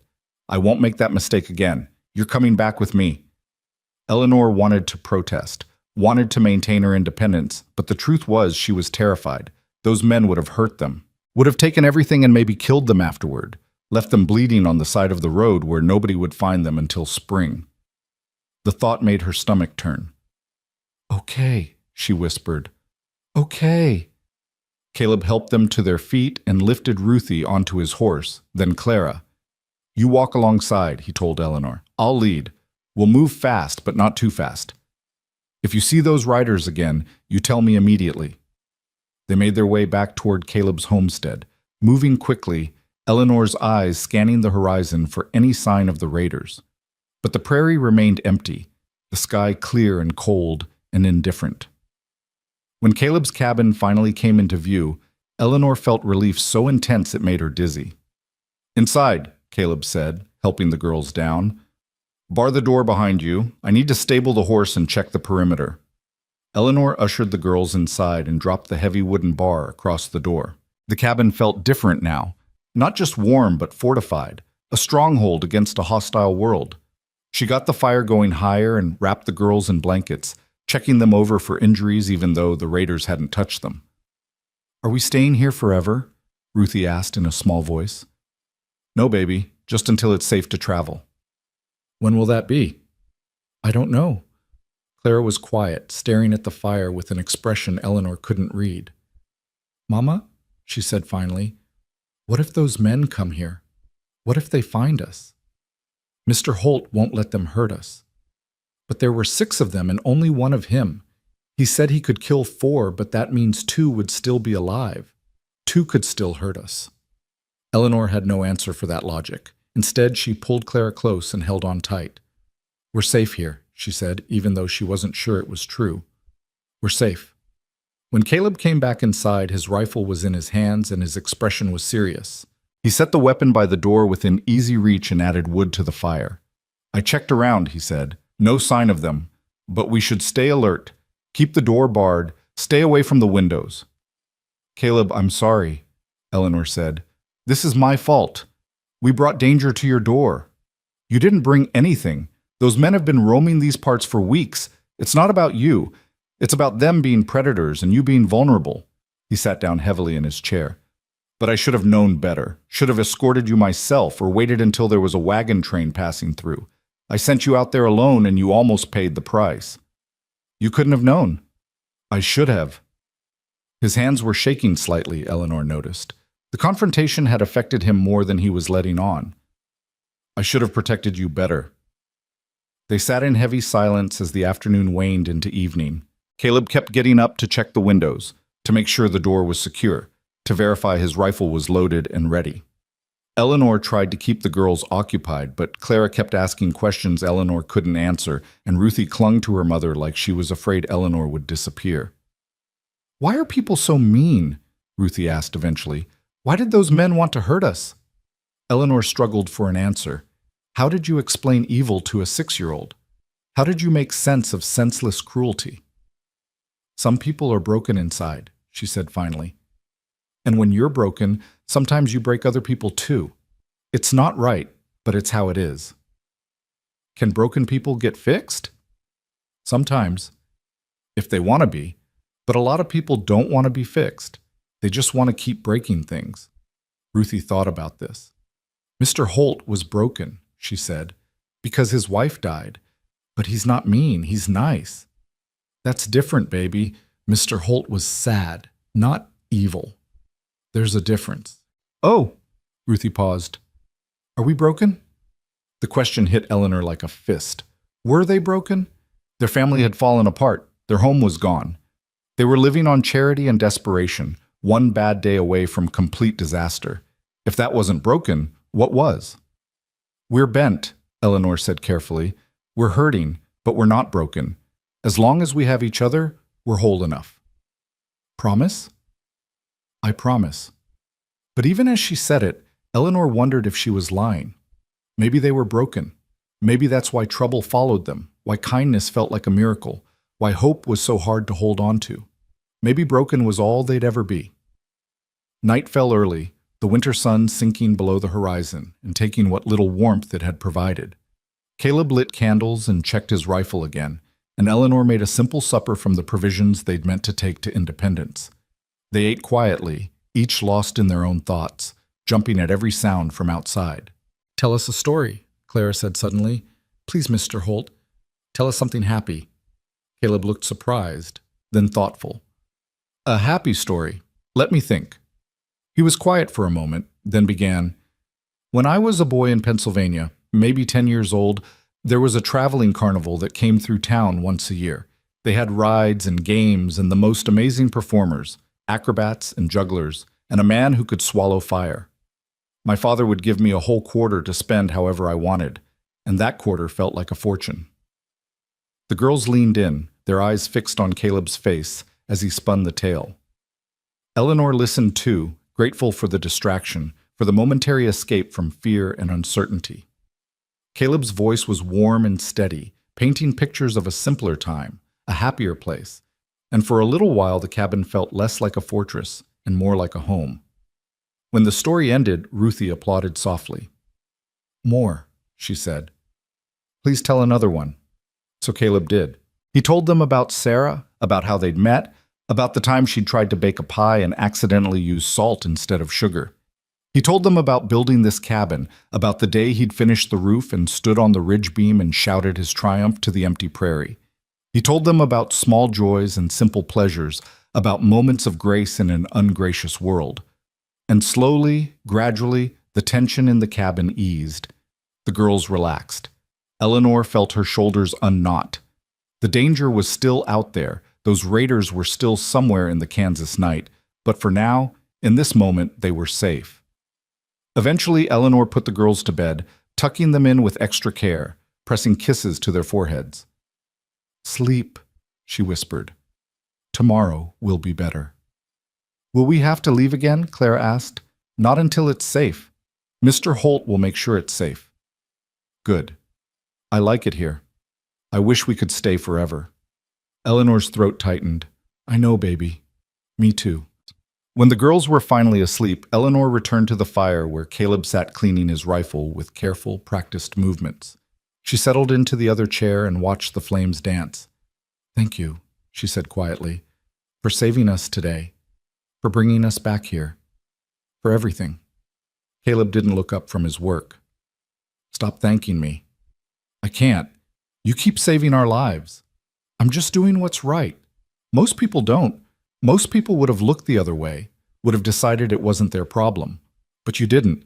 You rode out there and faced down 6 armed men because you cared what happened to 3 strangers." "You're not strangers anymore," Caleb said simply. "And I couldn't live with myself if I'd let something happen to you." They sat in silence for a while, comfortable, despite the fear still lurking at the edges of the room. Outside, the Kansas night was black and cold and full of danger. Inside, the fire burned and the walls held, and 2 broken people sat together in the darkness, finding strength in shared vulnerability. "What happens now?" Eleanor asked finally. "Now we wait. In a few days, there should be a supply wagon heading north from Lawrence. I'll ride into town tomorrow, find out when it's coming through. You can travel with them, safety in numbers, like I said. And in the meantime? In the meantime, you stay here, you rest. You let me worry about the dangers outside." Eleanor wanted to protest, wanted to insist she could take care of herself and her daughters. But the truth was, she couldn't. Not alone. Not against men like those raiders. She needed help, needed protection, needed someone strong enough to stand between her family and the cruelty of the world. "I hate feeling helpless," she admitted. "You're not helpless. You're just outgunned. There's a difference." "Is there?" "Yes. Helpless means you can't do anything. Outgunned means you need allies. And you have one. You have me." The way he said it, simple, certain, absolute, made Eleanor's eyes burn with tears again. When was the last time someone had been on her side without conditions, without expectations? When was the last time she'd felt like someone actually cared whether she lived or died? Why? She whispered. Why do you care so much? Caleb finally looked up from his rifle, and in the firelight his eyes were soft. Because someone has to, he said. Because the world is hard enough without making it harder. Because you deserve better than what you've gotten. Because your girls deserve to grow up safe and whole. Because... He paused, seeming to struggle with the words. Because maybe helping you helps me, too. Maybe it gives me a reason to keep going. Maybe it makes Sarah's death mean something if I can use what I learned from it to help someone else survive. Eleanor understood. Grief needed purpose. Pain needed direction. Otherwise, it just consumed you from the inside until there was nothing left. Caleb had found his purpose in helping others, in being the kindness he'd been denied when he'd needed it most. Well, she said softly, if it helps, you're doing a good job. You're making a difference. You saved our lives today. We're not out of the woods yet. No, but we're still alive. That counts for something. Caleb nodded and went back to cleaning his rifle. Eleanor watched the fire and listened to her daughters breathe in sleep and tried not to think about the raiders out there in the darkness. Tried not to imagine what would have happened if Caleb hadn't come. Instead, she thought about tomorrow, about the supply wagon, about eventually reaching independence and then maybe, possibly, finding a way forward. The night deepened. The fire burned low, and in that small cabin on the Kansas prairie, 4 people who'd been brought together by circumstance and chance held on through the darkness, waiting for dawn and whatever it would bring. Outside, the world was hostile and uncertain. Inside, they had each other, and for now, that was enough. Eleanor closed her eyes and sent up a silent prayer, not to a God she wasn't sure she believed in anymore, but to whatever force governed fate and chance and the random kindness of strangers. Please, she thought, please let us survive this. Please let us find somewhere safe. Please let this not be the end. And somewhere in the darkness, either God or chance or blind luck heard her, because they made it through that night unharmed. And when morning came, the raiders were gone, blown away like smoke on the prairie wind, leaving nothing behind but memory and the knowledge that sometimes, against all odds, goodness wins. Morning brought no sign of the raiders, but it brought something else. A rider from the north, moving fast toward Caleb's homestead. Eleanor saw him through the window, a young man on a lathered horse, his face urgent, and her stomach clenched with fresh fear. Caleb was already outside, his rifle within reach, watching the rider approach with careful eyes. Eleanor kept the girls back from the window, her hand finding the knife in her pocket out of instinct. After yesterday, every stranger felt like a threat, every unexpected sound like danger approaching. But when the rider pulled up and dismounted, Caleb's shoulders relaxed slightly, and Eleanor dared to breathe. Through the half-open door, she heard voices. The young man was talking fast, gesturing north, his words carrying urgency but not aggression. Caleb asked questions, his tone measured, and the conversation went on for several minutes before the rider remounted and headed back the way he'd come. When Caleb came inside, his expression was troubled. "What is it?" Eleanor asked. "What's happened?" Caleb closed the door carefully before answering. "That was Samuel Peterson's boy, my neighbor about 3 miles north. There's been trouble. Those raiders hit another family last night, about 6 miles from here. Burned their wagon, took everything they had. The family made it out alive, but barely. They're at the Petersons' place now, and Samuel's gathering men to track the raiders down." Eleanor felt her blood run cold. "They're still out there?" "Yes, and they're getting bolder." Caleb moved to the mantel, checking his ammunition. "Samuel wants me to join the search party. They're meeting at his place in an hour." "But..." Eleanor stopped, unsure what she was objecting to. That he'd leave them alone? That he'd put himself in danger? That without him they had no protection? All of it felt true, and none of it felt fair to say aloud. Caleb saw her face, and his expression softened. "I know, but I can't just sit here while they're out there hurting people. Those raiders have to be stopped." "I understand. I just..." Eleanor took a breath. "Please be careful." "I will be, and you'll be safe here. I'm going to ask Mary Peterson to come stay with you while the men are gone. She's a good woman, steady in a crisis. Between the two of you, you'll be able to defend this place if you have to. Do you think they'll come here? I don't know, but I'm not taking chances. He pulled down a second rifle from above the door, smaller and lighter than his Henry. Do you know how to shoot? Eleanor shook her head. Thomas never taught me. He said guns were men's business. Caleb's jaw tightened. Well, they're your business now. Come here. I'll show you the basics. For the next 20 minutes, Caleb taught Eleanor how to load, aim, and fire the rifle. It was heavier than she'd expected, the kickback stronger, but after a few practice holds, she started to get the feel of it. You don't have to be a sharpshooter, Caleb told her. You just have to be willing to pull the trigger if someone comes through that door meaning harm. Can you do that? Eleanor thought about her daughters, about what men like those raiders would do to them if given the chance. Yes, she said firmly. I can do that. Good. Keep it loaded and within reach. If anyone comes who isn't me or Mary Peterson, you bar that door and you shoot first and ask questions later. Understand? I understand. Clara had been watching the lesson with wide eyes. Mama's going to protect us, she said to Ruthie, who was clinging to her sister's hand. She's got a gun now. Ruthie looked more scared than reassured, but she nodded bravely. Caleb knelt down in front of both girls. Your mama's the strongest woman I know, he told them. And Mrs. Peterson is coming to help. You're going to be safe here. But you have to listen to them, all right? If they tell you to hide, you hide. If they tell you to be quiet, you're silent as mice. Can you do that for me? Both girls nodded solemnly. Clara said, Are you going to catch the bad men? We're going to try. What if they hurt you? They won't. I'm careful and I'm angry, and angry, careful men are hard to hurt. He stood and touched Clara's cheek gently. Don't worry about me. I'll be back before you know it. But Clara's eyes said she didn't believe him, and Eleanor suspected her own eyes said the same thing. The prairie had already taken so much from both of them. The thought of it taking Caleb too felt unbearable. Mary Peterson arrived within the hour, a sturdy woman in her 40s with kind eyes and capable hands.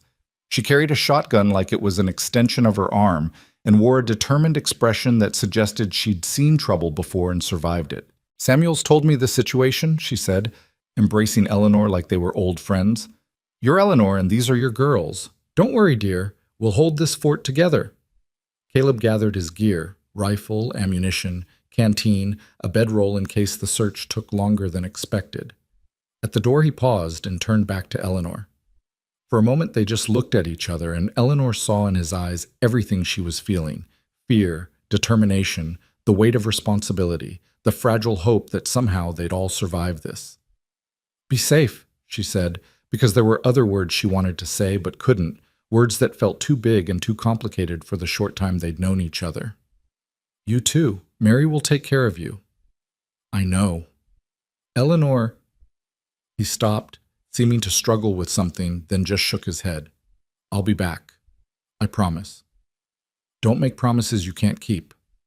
I don't. And with that he was gone, mounting his horse and riding north toward the Petersons' place where the other men were gathering. Eleanor watched from the window until he disappeared over a rise, then turned to find Mary watching her with knowing eyes. He's a good man, Mary said softly. Best we've got in these parts. If anyone can track those raiders and come back alive, it's Caleb Holt. How long have you known him? 3 years since he first came out here with Sarah. We were the closest neighbors, helped them build this cabin. Watched him fall apart after she died, then watched him put himself back together piece by piece. It's been hard on him, living alone with all that grief. I'm glad he's found someone to care about again. Eleanor felt heat rise to her cheeks. He doesn't care about me. He's just being kind. Mary smiled. Dear, I've known Caleb long enough to recognize when he cares. The way he looks at you and those girls. That's not just kindness.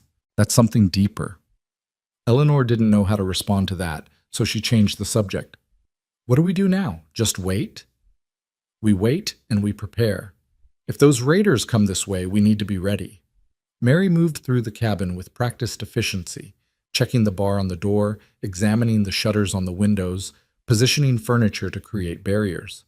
Samuel says there were 6 of them yesterday, but one of the families they hit last night swears there were 8. They might be joining up with others, getting bolder. We can't take any chances. The day passed slowly, measured in heartbeats and anxious glances out the window. Mary kept them busy. She had Eleanor help her prepare food, showed the girls how to roll bandages from clean cloth, taught Clara how to reload the shotgun. Skills every frontier woman needs, Mary said matter-of-factly. My mother taught me when I was younger than you. Out here, everyone has to know how to defend themselves. Clara absorbed the lesson with serious concentration, her small hands surprisingly steady as she worked. Ruthie mostly stayed close to Eleanor, sensing the tension in the air even if she didn't fully understand it. Every so often she'd ask, "When is Mr. Holt coming back?" And Eleanor would have to say, "Soon, baby, soon." But as afternoon bled into evening and evening into dusk, there was still no sign of Caleb or the search party. Mary tried to hide her worry, but Eleanor could see it in the way she kept checking the windows, the tightness around her eyes. They lit no candles as darkness fell, not wanting to advertise their presence. Instead, they sat by the dying fire, speaking in whispers, listening to every sound from outside. "Tell me about your husband," Mary said quietly, once the girls had finally fallen asleep. "The one who went to California." Eleanor had almost forgotten about Thomas, had been so consumed with immediate survival that the larger purpose of their journey had faded into background noise. Now forced to think about him, she found her feelings were more complicated than she'd expected. "His name is Thomas," she said slowly. "We married when I was 17. He was kind then, or I thought he was. Maybe I just didn't know what real kindness looked like. He worked hard, provided for us, but there was always this restlessness in him, like he was looking for something he could never quite find. And he thought he'd find it in California? He thought he'd find gold, thought it would solve all our problems, make us rich, give him the respect he craved. I tried to tell him we had enough, that what we had in Ohio was good, but he couldn't hear it. The bank was taking the farm, and he couldn't face that failure. So he left, promised he'd send for us, and disappeared." Mary was quiet for a moment. "Do you still love him?" Eleanor had to think about that. Did she love Thomas? Or did she love the idea of him, the memory of who he'd been before disappointment had hardened him? "I don't know," she admitted. "I love who he was.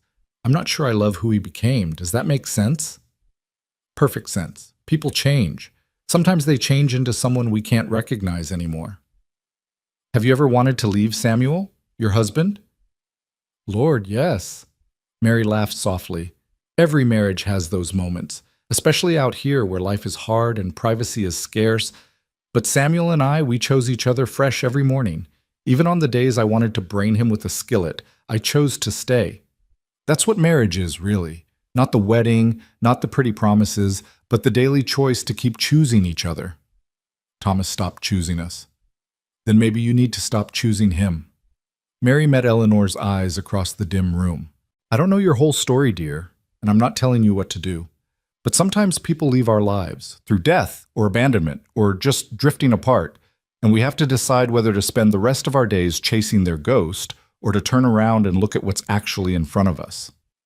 Eleanor thought about that. What was in front of her? 2 daughters who needed stability. A dangerous journey to a place where Thomas might not even be.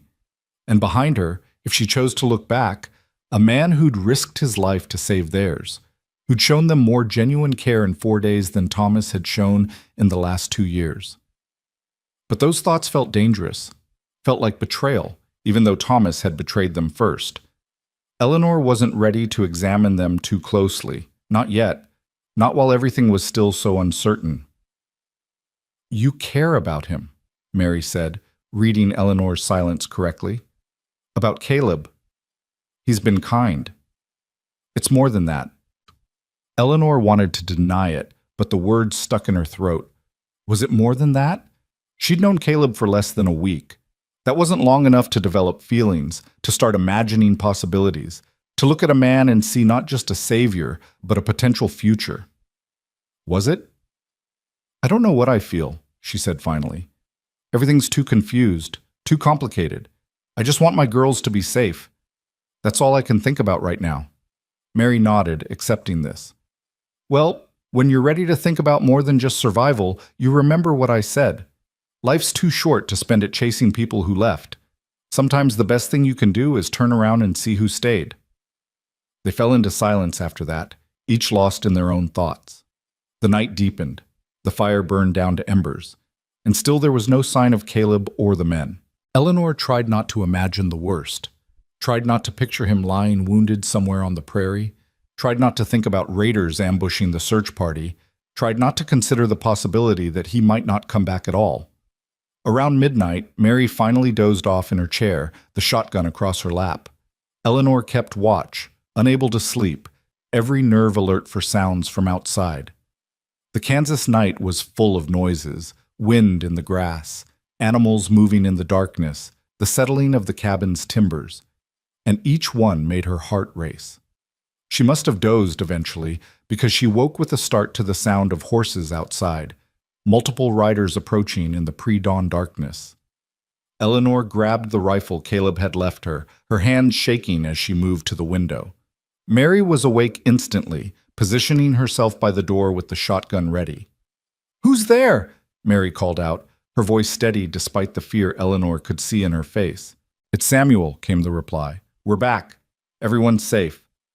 Mary sagged with relief and lifted the bar. The door opened to reveal Samuel Peterson and 4 other men, all of them exhausted and dirty but alive. And behind them, leading his horse, was Caleb. Their eyes met across the dim cabin, and Eleanor felt something in her chest loosen, some tension she'd been holding for 12 hours finally releasing. He was alive. He'd come back.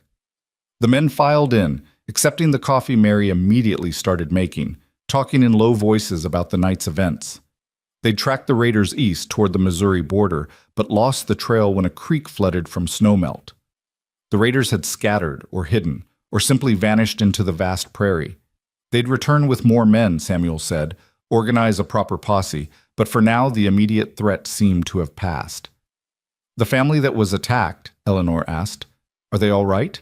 "Shaken, but alive," Samuel replied. "We brought them to our place.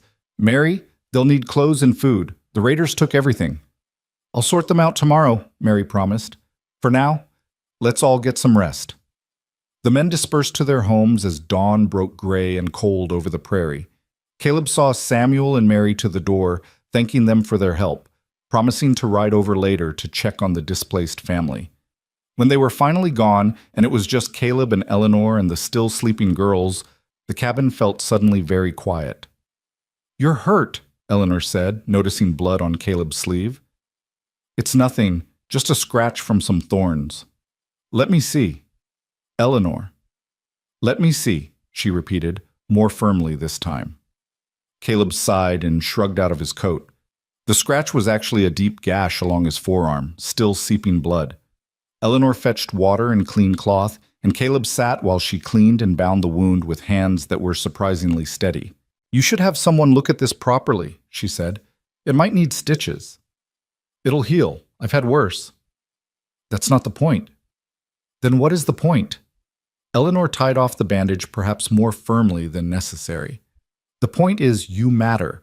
The point is you can't keep throwing yourself into danger and pretending you're invincible. The point is—" She stopped, suddenly aware of how close they were, of Caleb watching her with an expression she couldn't quite read. "The point is what?" he asked softly. "The point is, we need you," Eleanor finished, her voice barely above a whisper. "The girls and I, we need you to stay alive." Caleb's hand found hers, his rough fingers gentle against her palm. "I'm not going anywhere," he said. "I promised you I'd come back, and I did. I'll always come back." They stayed like that for a moment, hands clasped, the morning light filtering through the window and painting everything gold. Eleanor felt something shifting between them, something that had been building since that first night when he'd offered them his coat and called it nothing. It wasn't just gratitude anymore. It wasn't just the desperate attachment of someone drowning to someone solid. It was something deeper, more complicated, more terrifying. It was possibility. The moment broke when Clara stirred in bed, calling out for her mother. Eleanor pulled her hand away, suddenly self-conscious, and went to tend to her daughter. Behind her, Caleb stood and moved to the stove, starting breakfast like nothing had happened, but Eleanor could feel the change in the air between them. Something had been acknowledged, even if it hadn't been named. Over breakfast, Simple porridge, but hot and filling. Caleb told them his plan. "The supply wagon from Lawrence is coming through tomorrow," he said. "Samuel's son saw it in town yesterday. It'll pass by here mid-morning, heading to Independence. You can travel with them. The driver's a good man, and there'll be other families. You'll be safe." Eleanor nodded, even as something in her chest tightened. Tomorrow. They'd be leaving tomorrow. The thought should have brought relief. They were moving forward again, getting closer to their destination, but instead it brought a strange melancholy. "Thank you," she said, "for everything you've done. We'll never be able to repay you." "I don't want repayment. I just want you to be safe, to find what you're looking for." "And if what we're looking for doesn't exist?" Caleb met her eyes across the table. "Then you find something else. You build something new. You keep going. Is that what you did, after Sarah?" "I'm trying to. Every day I'm trying." Clara, who'd been eating silently, spoke up. "I don't want to go tomorrow. I want to stay here." "Clara," Eleanor said gently, "we've talked about this. We have to keep moving forward." "But why? Papa's probably not even in California. He's probably dead, or he forgot about us, or he found a new family. Why do we have to keep chasing someone who doesn't want to be found?" The words hung in the air like an accusation, all of Eleanor's private fears spoken aloud by her 8-year-old daughter. Eleanor felt her face flush with shame and anger and grief. "Don't talk about your father that way." "Why not? It's true. You know it's true. You're just too scared to say it." "Clara Elizabeth Graves, I'm right and you know it." Clara's voice rose, years of frustration and fear finally breaking through her controlled exterior. "We've been walking and starving and freezing and almost getting hurt by bad men, all because you won't admit that Papa's gone." "But he is gone, Mama. He's been gone since the day he walked away from us. And Mr. Holt is right here. He's real and he's kind and he cares about us." "Why can't we just stay? Why do we have to keep pretending there's something better waiting somewhere else?"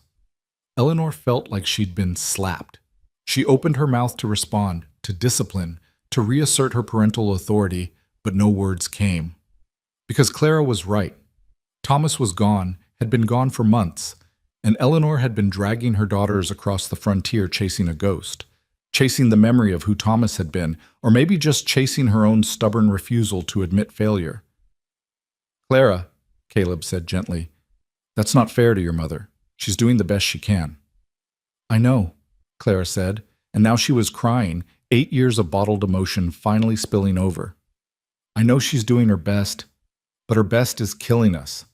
We're so tired, Mr. Holt. We're so hungry and scared and tired, and I just want to stop. I just want to stay somewhere safe and warm where people are kind and nobody hurts us. Is that so wrong?" "No, sweetheart, it's not wrong at all." Ruthie had started crying too, overwhelmed by her sister's outburst. Eleanor gathered both girls to her, holding them as they sobbed, feeling her own tears start to fall. This was what she'd done to them.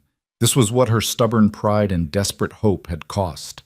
She'd turned her daughters into tiny refugees, always running, never resting, living in constant fear because she couldn't accept that sometimes people leave and they don't come back, and chasing them only makes the wound deeper.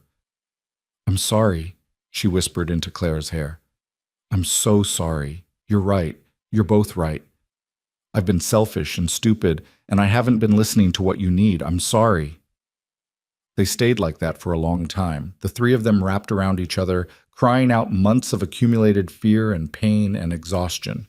Caleb quietly cleared the breakfast dishes and gave them privacy, understanding instinctively that this was a moment they needed together. When the tears finally subsided, when the girls had cried themselves into hiccuping silence, Eleanor pulled back and looked at both of them. "I need to tell you something," she said, "about your father, about why we're really going to California." Clara wiped her eyes. "We know why, to find Papa." "No, that's what I told you, but it's not the whole truth." Eleanor took a shaky breath. "The truth is, I don't know if your father is alive. I don't know if he ever made it to California, or if he struck gold, or if he just decided he didn't want to be with us anymore. And I've been too afraid to face that, too proud to admit that maybe he's not coming back.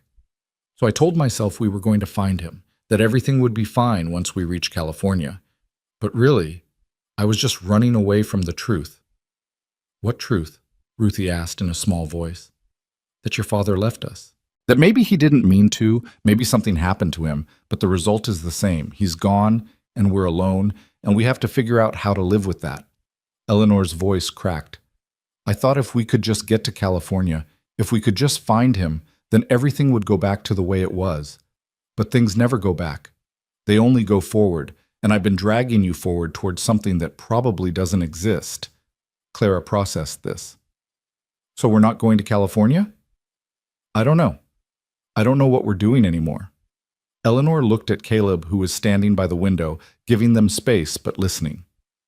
What do you think? What should we do? Caleb turned, his expression thoughtful.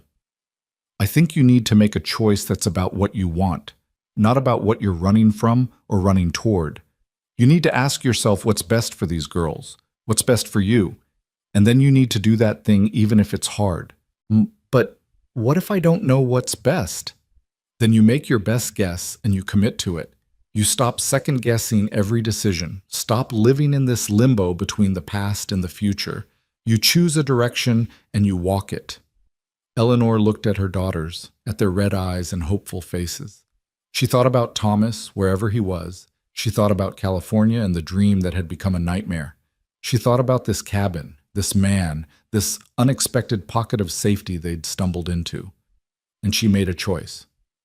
We'll take the wagon to Independence tomorrow, she said slowly, but not to keep going to California, to find work, to find a place to stay, to build something stable for us. I'll look for your father. I owe him that much, owe us that much. But I won't sacrifice you girls anymore in the search. We're going to make a home, even if it's just a room at a boarding house. We're going to stop running. Clara's face brightened. Really? We're staying in Kansas? For now. Until we're stronger, until we have enough money to make real decisions instead of desperate ones. Is that all right? Yes, Clara breathed. Yes, Mama. That's perfect. Ruthie just nodded, exhausted from crying, but her relief was visible. Eleanor looked at Caleb and found him smiling slightly, that gentle expression she'd come to recognize as approval. Good choice, he said.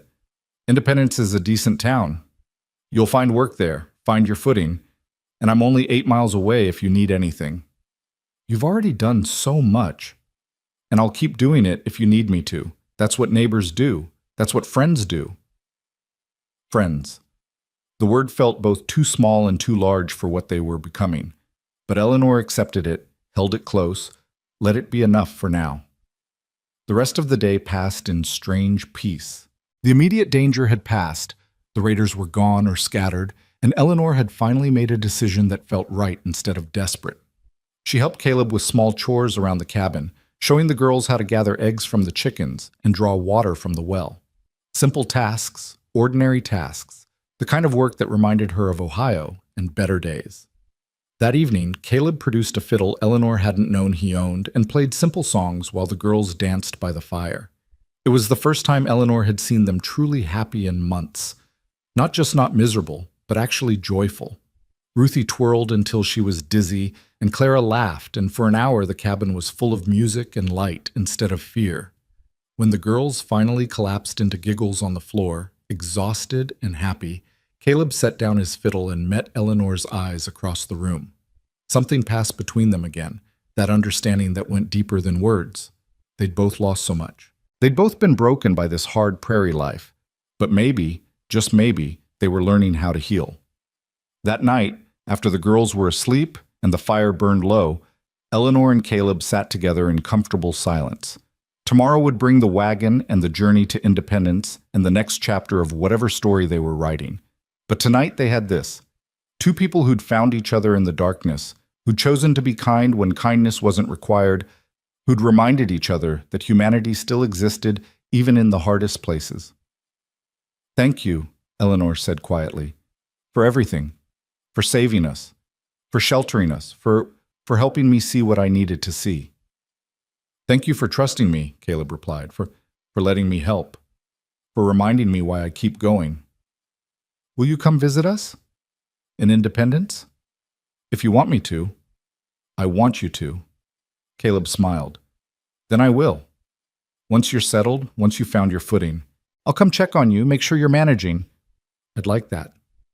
They sat in silence a while longer, and Eleanor let herself imagine a future that wasn't defined by loss and desperation. A future where she had work, and the girls had stability, and maybe, possibly, she had someone who cared whether she lived or died. It was a fragile hope, barely formed, but it was there. And after months of hopelessness, even fragile hope felt like a miracle. Eventually, they said goodnight and took their places. Eleanor in the bed with her daughters, Caleb in his chair by the fire. And as Eleanor drifted off to sleep, she thought about choices and chances and the strange ways life brought people together.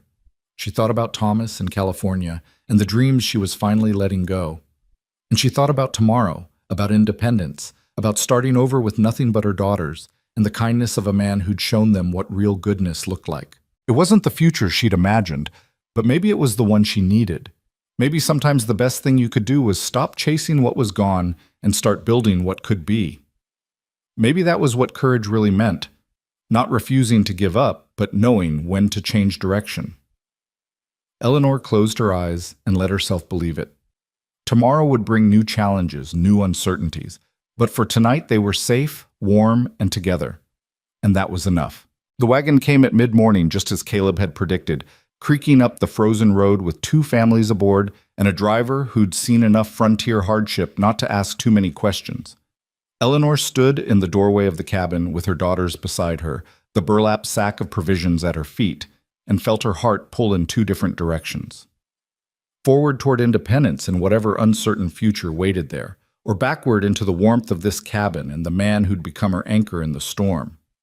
Caleb walked them to the wagon, carrying their few belongings, his face unreadable.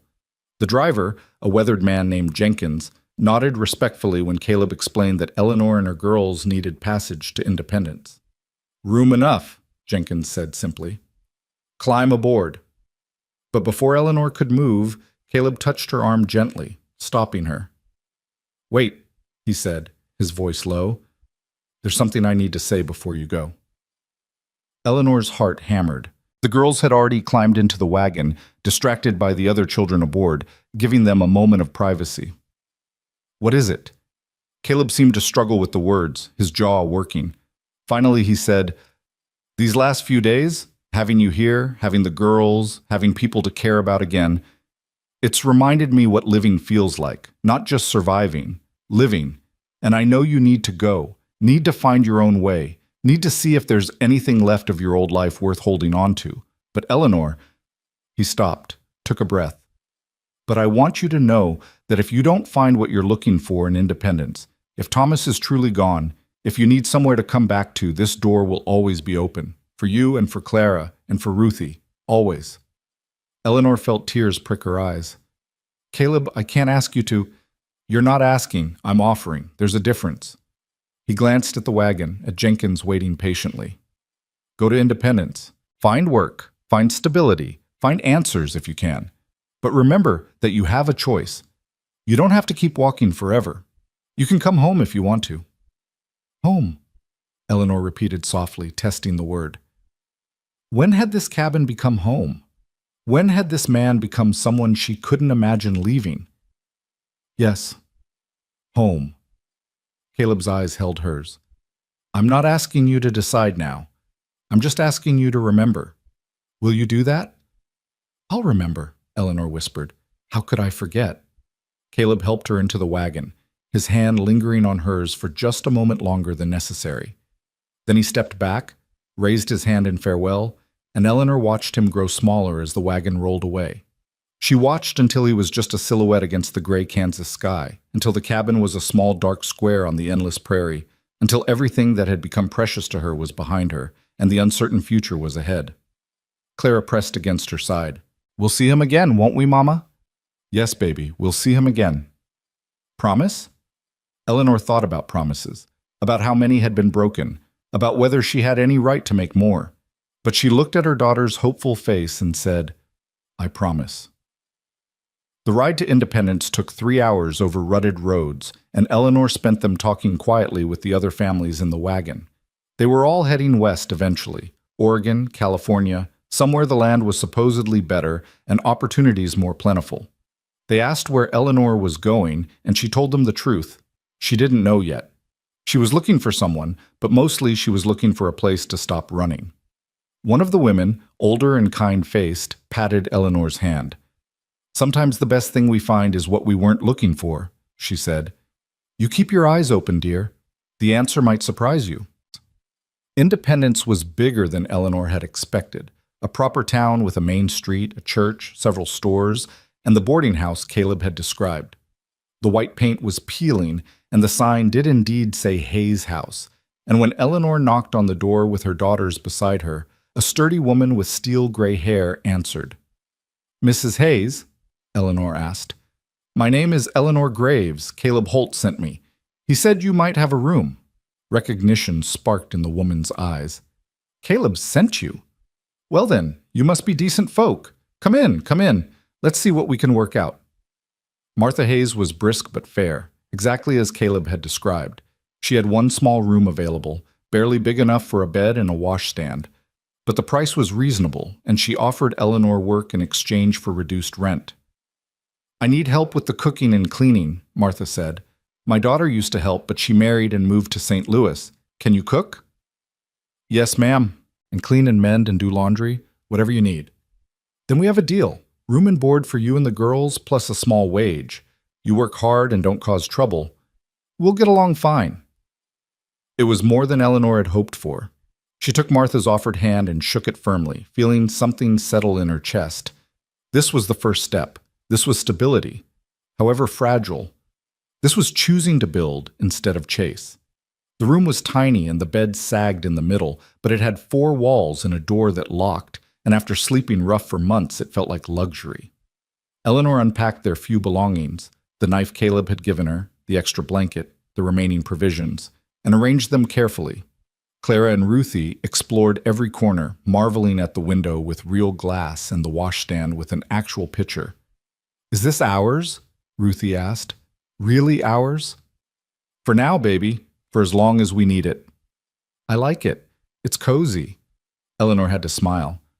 Only a 6-year-old could call a room barely big enough to turn around and cozy. But Ruthie was right. It was theirs, and that made it precious. Eleanor started work that same afternoon, helping Martha prepare dinner for the boarders. There were 6 other people staying at Hayes' house, a traveling salesman, 2 prospectors heading to California, a widow woman, and a young couple with dreams of Oregon. Eleanor served them stew and bread and listened to their stories, and for the first time in months she felt like part of something, like she belonged somewhere. After dinner, while the girls played with a rag doll Martha had found for them, Eleanor asked the question that had been burning in her mind since they'd arrived. "Mrs. Hayes, have you heard of any men coming through here from California? Or any news from the goldfields? I'm trying to find my husband. He went west last summer, and I haven't heard from him since." Martha's expression grew cautious. "What's his name?" "Thomas. Thomas Graves. He's tall, dark hair, about 35 years old. He was heading to the California goldfields to strike it rich and send for his family," Martha finished, her voice heavy with something Eleanor couldn't identify. "Yes, dear, I've heard that story about 100 times. I'm sorry, but I don't recall anyone by that name. What I can tell you is that most men who go to California chasing gold don't find what they're looking for, and the ones who do find gold often don't come back. The gold fever gets in them, and they forget they ever had another life." Eleanor absorbed this, feeling something inside her crack, but not quite break. "So you think he's not coming back?" "I think you need to prepare yourself for that possibility. I'm not saying give up hope. Hope is what keeps us going. But don't hang your whole life on a man who walked away from you. You've got 2 beautiful girls who need you here, now, in the present. Don't sacrifice them for a ghost." The words echoed what Mary Peterson had said, what Clara had said, what Eleanor's own heart had been trying to tell her for months. Thomas was gone. Whether he was dead or had simply chosen not to return, the result was the same. She couldn't keep chasing him. She had to let him go. "Thank you," Eleanor said quietly, "for your honesty. Out here on the frontier, honesty's all we've got. Pretty lies won't keep you warm or fed. You need truth, even when it hurts." That night, lying in the sagging bed with her daughters pressed against her sides, Eleanor made her decision. She would stay in Independence for now. She would work for Martha, save money, build stability for her girls. She would ask around about Thomas, write letters to California, inquire with travelers, do what she could to find out what had happened to him. But she wouldn't let the search consume her. She wouldn't sacrifice the present for a past that was gone and a future that might never exist. And when she was ready, when she'd proven to herself that she could stand on her own 2 feet, she would go back to Caleb's cabin and see if his offer still stood. Because somewhere between eating rotten apples and learning to load a rifle, between sleeping in a stranger's bed and watching him ride off to fight raiders, Eleanor had fallen in love with a man who'd shown her what real kindness looked like. It wasn't the love she'd had with Thomas, young and idealistic and blind to reality. This was something deeper, something built on shared pain and mutual respect and the bone-deep understanding that comes from surviving hard things together. It was a love that knew suffering and chose hope anyway. It was a love that didn't ask for perfection but settled for presence, for showing up, for doing the right thing even when it was hard. But she couldn't go to Caleb with nothing. She couldn't arrive at his door still broken, still desperate, still needing to be saved. She had to save herself first. She had to prove she could build a life before she could share one with someone else. So she waited. Days turned into weeks. Eleanor worked harder than she'd ever worked, cooking and cleaning and doing laundry until her hands were raw and her back ached. But every night she had food in her belly, and her daughters had full stomachs, and they slept in a real bed, in a real room. It was enough. It was more than enough. Clara enrolled in the small school Independence had, just a one-room building with a tired teacher, but Clara devoured learning like she'd been starving for it. Ruthie was still too young for school, but she helped Eleanor with small tasks and played with the other children in the boarding house and slowly, gradually, started to laugh again. Eleanor asked everyone who passed through about Thomas. She described him to prospectors and travelers, wrote letters to California settlements that might never be received. Most people shook their heads, said they hadn't seen him, offered condolences that felt like funeral rites. A few claimed they might have known someone matching his description, but the details never quite lined up, and Eleanor learned to recognize false hope when she heard it. 6 weeks after arriving in Independence, a letter came. Martha brought it to Eleanor with a grave expression, and Eleanor's hands shook as she opened it. It was from a mining camp in California, written by a man who signed himself Samuel Chen. He wrote in careful English that he had known a Thomas Graves, that they'd worked the same claim for a time, that Thomas had talked often about his wife and daughters back in Ohio. Past tense. Had talked. Eleanor's eyes blurred as she read the rest. Thomas had died in January, a mining accident, a tunnel collapse, quick and probably painless. He'd asked Samuel to write to his family if anything happened, had given him Eleanor's name and their old address in Ohio. Samuel had tried to send the letter there, but it had been returned. He'd been trying to track down the family ever since, asking around, and had finally heard that a woman named Eleanor Graves was inquiring about her husband in Kansas settlements. There was money too, $47 that Thomas had saved, that Samuel was arranging to have sent through a bank. He never stopped talking about you, Samuel had written. He never stopped trying to make enough to bring you west. He loved you until the end. I thought you should know that. Eleanor sat down hard on her narrow bed, the letter clutched in her hands, and felt everything she'd been holding together finally, completely fall apart. Thomas was dead. He hadn't abandoned them. He'd been trying to save them, trying to build something, trying to be the man he'd promised to be, and he died alone in a dark tunnel, probably thinking about them, probably believing he'd failed. She cried for a long time, for Thomas, for the marriage they'd had, for all the what-ifs and might-have-beens. She cried for the dreams they'd dreamed together and the future they'd never have.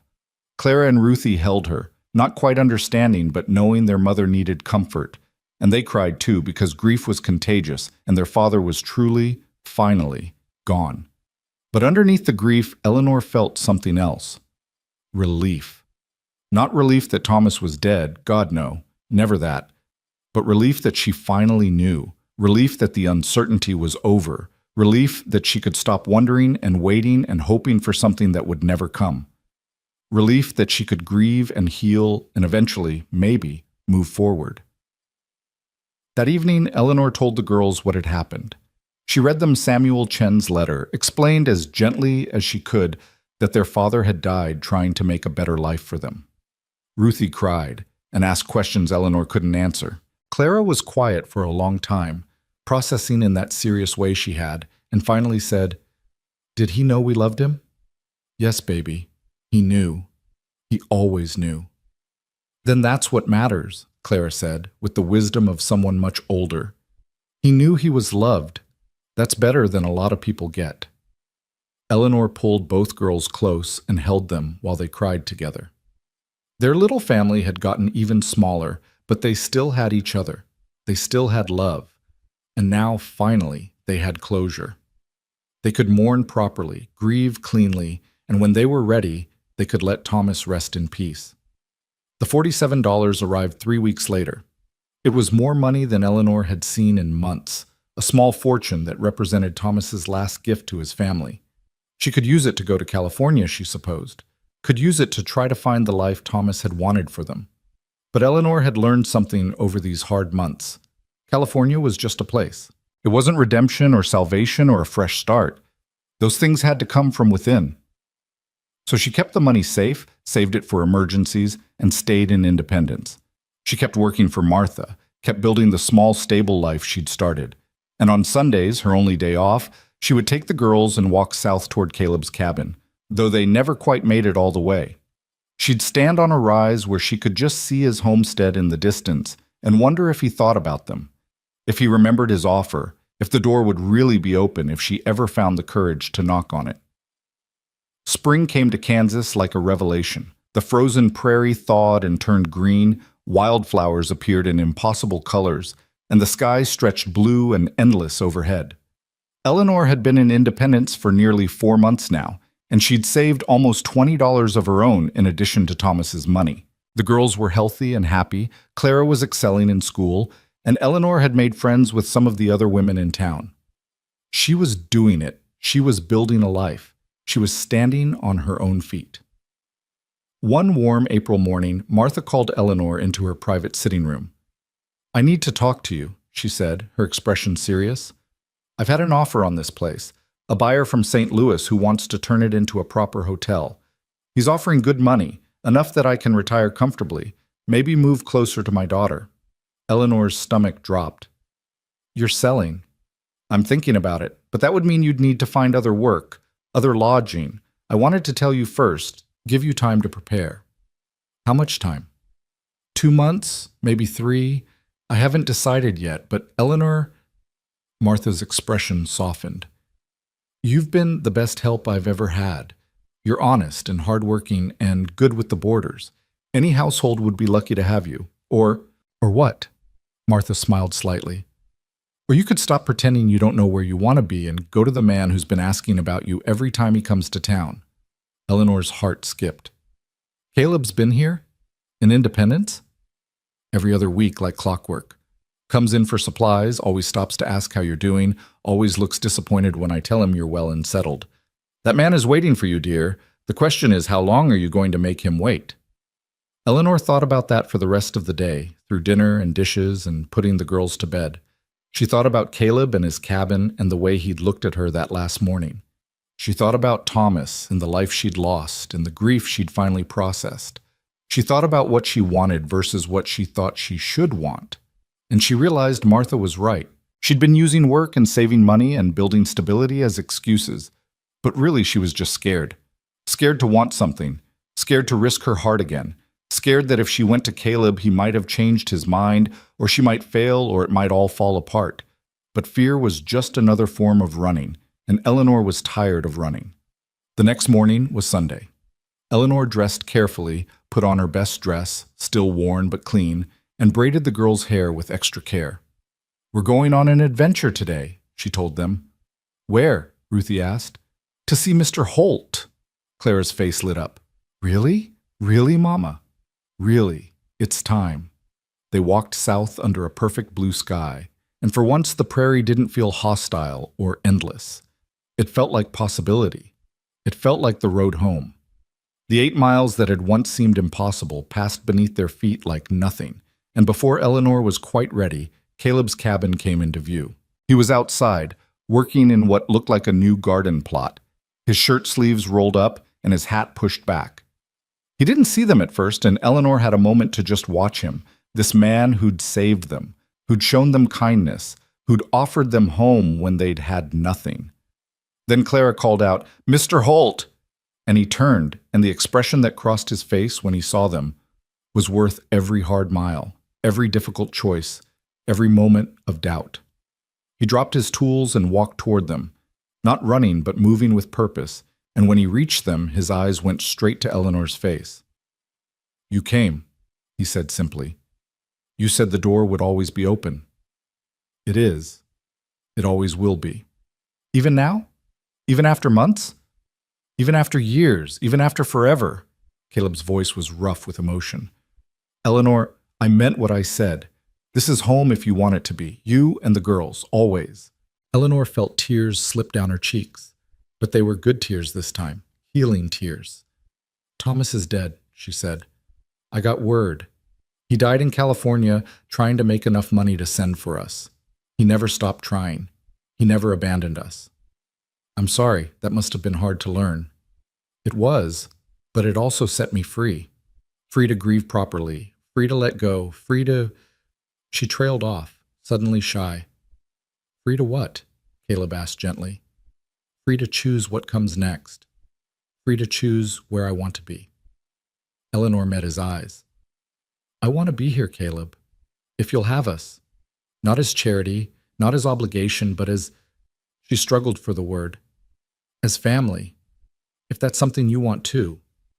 Caleb's answer was to pull her into his arms, holding her close, while Clara and Ruthie cheered and jumped around them. "I've wanted that since the moment I found you behind my barn eating rotten apples," he said against her hair. "I just didn't know if you'd ever want it too." "I do. God help me, I do." They stood like that for a long moment, just holding each other, two broken people who'd somehow managed to heal each other without even trying. Then Caleb pulled back and looked at the girls. "What do you two think? Would you like to stay here? Help me plant the garden and tend the chickens and make this place a real home?" "Yes!" Ruthie shouted, throwing herself at Caleb's legs. "Yes, yes, yes!" Clara was more restrained, but her eyes were shining. "Will you marry Mama? Make it official?" Caleb looked at Eleanor, his eyebrows raised. "Is that something you'd want? Eventually?" Eleanor thought about it. She'd been married before, had vowed to love and cherish and stay until death. Those vows had ended in a California mine tunnel, and she'd grieved them properly. But now there was room for new vows, new promises, new chances. "Yes," she said firmly. "Not today, not tomorrow, but someday soon. I want to marry you, Caleb Holt. I want to build a life with you. I want to plant roots and grow something beautiful from all this hardship. Is that foolish?" "That's the opposite of foolish. That's wise." Caleb smiled, and it transformed his whole face. "Let's do it then. Let's get married and build a family and prove that good things can come from bad beginnings." They were married 6 weeks later under an oak tree at the Petersons' place, with Mary Peterson crying happy tears and Samuel beaming with approval and half the settlement showing up to celebrate. Clara and Ruthie scattered wildflowers as vows were spoken, and Eleanor wore a simple dress Martha had helped her make, and Caleb promised to love her and her daughters for all his days. It wasn't a grand wedding, there was no expensive ring or elaborate feast, but there was joy, pure, uncomplicated joy. And there was hope, and there was love that had been earned through hardship and chosen consciously. That made it more precious than any fancy ceremony could have been. They returned to the cabin, now their cabin, their home, and began the work of building a life together.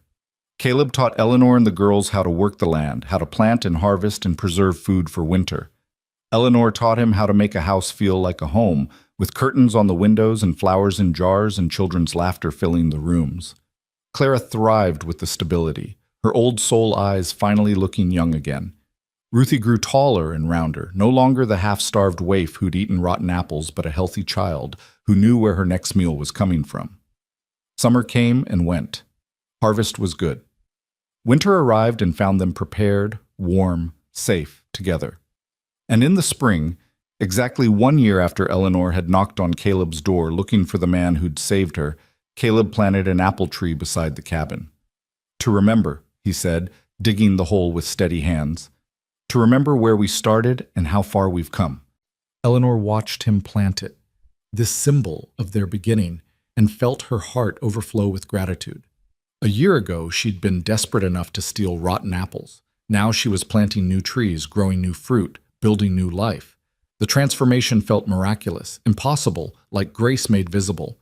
The years that followed weren't easy. Frontier life never was.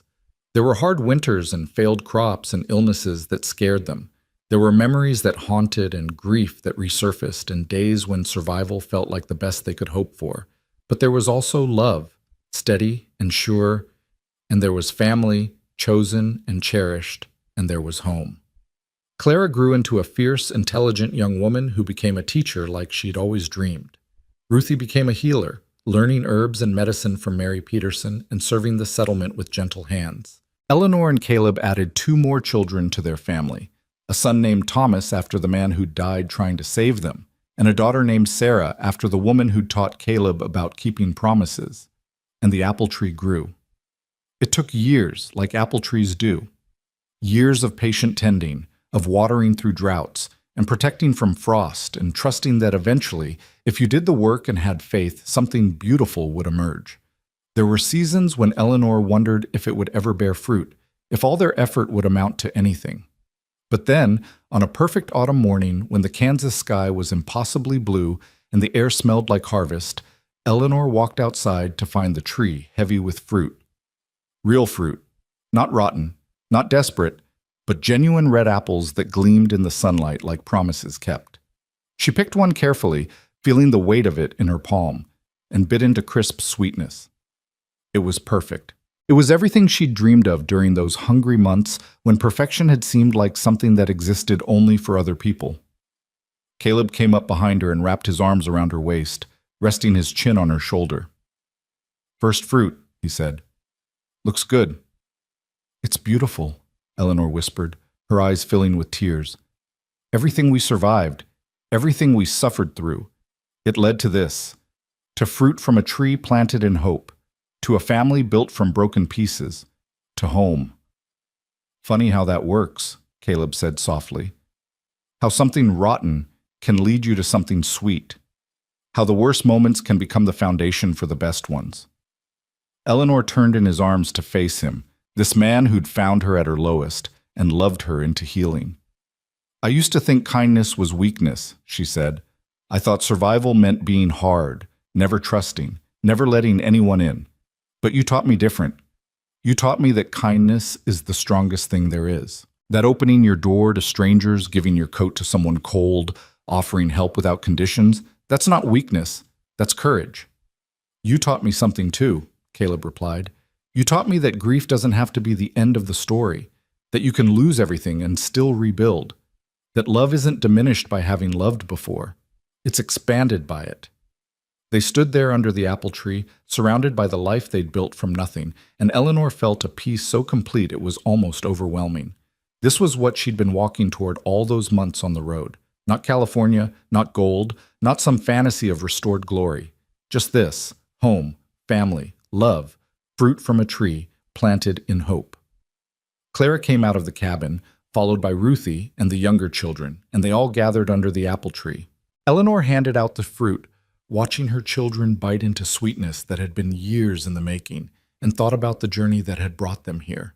The hunger, the fear, the desperate choice to steal rather than starve. The stranger who'd become savior, and then partner, and then love. The hard choices and harder miles. The grief processed and the hope rebuilt, and the life constructed from ruins. "Mama," Ruthie said, apple juice running down her chin, "this is the best apple I've ever tasted." Eleanor laughed, thinking about those rotten apples behind Caleb's barn, about how far they'd come since then. "Me too, baby. Me too." That evening, as the sun set over their Kansas home and the family gathered for supper, Eleanor looked around the table at the faces she loved, Caleb's strong and steady, Clara's fierce and bright, Ruthie's gentle and kind, and the younger children's open and trusting. She thought about Thomas, hoped he'd found peace, hoped he knew that his daughters had survived and thrived. She thought about Sarah, whom she'd never met, but whom she thanked silently for teaching Caleb about keeping promises. And she thought about that November morning when she'd been caught stealing rotten apples, when a stranger had said, "Come in," and changed everything. How a moment of kindness had cascaded into a lifetime of love. How grace had found her when she'd stopped looking for it. How home had appeared when she'd finally stopped running and started building. "Guess kindness grows where you plant it," she said to Caleb across the table, echoing words he'd spoken years ago. Caleb smiled, understanding exactly what she meant. "And love," he added, "love grows where you plant it too, in the hardest soil, in the most unlikely places. You just have to be brave enough to tend it." "We were brave," Eleanor said, "both of us. Even when we were terrified, even when we had nothing, we were brave enough to try." "We were," Caleb agreed. "And look what grew." They finished supper and put the children to bed, and Eleanor stepped outside one last time before sleep. The apple tree stood dark against the star-filled sky, its branches heavy with fruit, its roots deep in Kansas soil. It was just a tree, but it was also a symbol, a reminder, a testament to the truth that sometimes the worst moments lead to the best ones, that rotten beginnings can yield sweet endings, that kindness, real, genuine, unconditional kindness, has the power to save lives. Eleanor touched the trunk gently, feeling the rough bark under her palm, and sent up a silent prayer of gratitude. For this tree, for this home, for this man who'd said, "Come in," when he could have said, "Go away." For the girls who'd survived with her. For the life they'd built from nothing but stubbornness and hope and each other. Behind her, the cabin door opened and Caleb's silhouette appeared. "Coming to bed?" In a minute, Eleanor turned to look at him, this man who'd become her whole world. "I was just thinking about how lucky we are, how close we came to missing each other entirely. But we didn't miss each other. We found each other exactly when we needed to. Divine intervention? Maybe. Or maybe just two broken people being brave enough to help each other heal. Does it matter which?" Eleanor considered this. "No," she decided. "I suppose it doesn't. The result is the same. We're here, we're together, we're happy. That's all that matters." She walked back to the cabin, to the man waiting in the doorway, to the children sleeping safe inside, to the life that had seemed impossible during those desperate months on the road. And as she crossed the threshold, as she came in, again and always, to the home that had saved her, Eleanor Graves Holt felt something she hadn't felt in years, complete. The door closed behind her. The Kansas night settled over the prairie, and in that small cabin under that first fruit apple tree, a family slept in peace, living proof that sometimes the darkest moments are just the soil from which the most beautiful things grow. That kindness saves lives.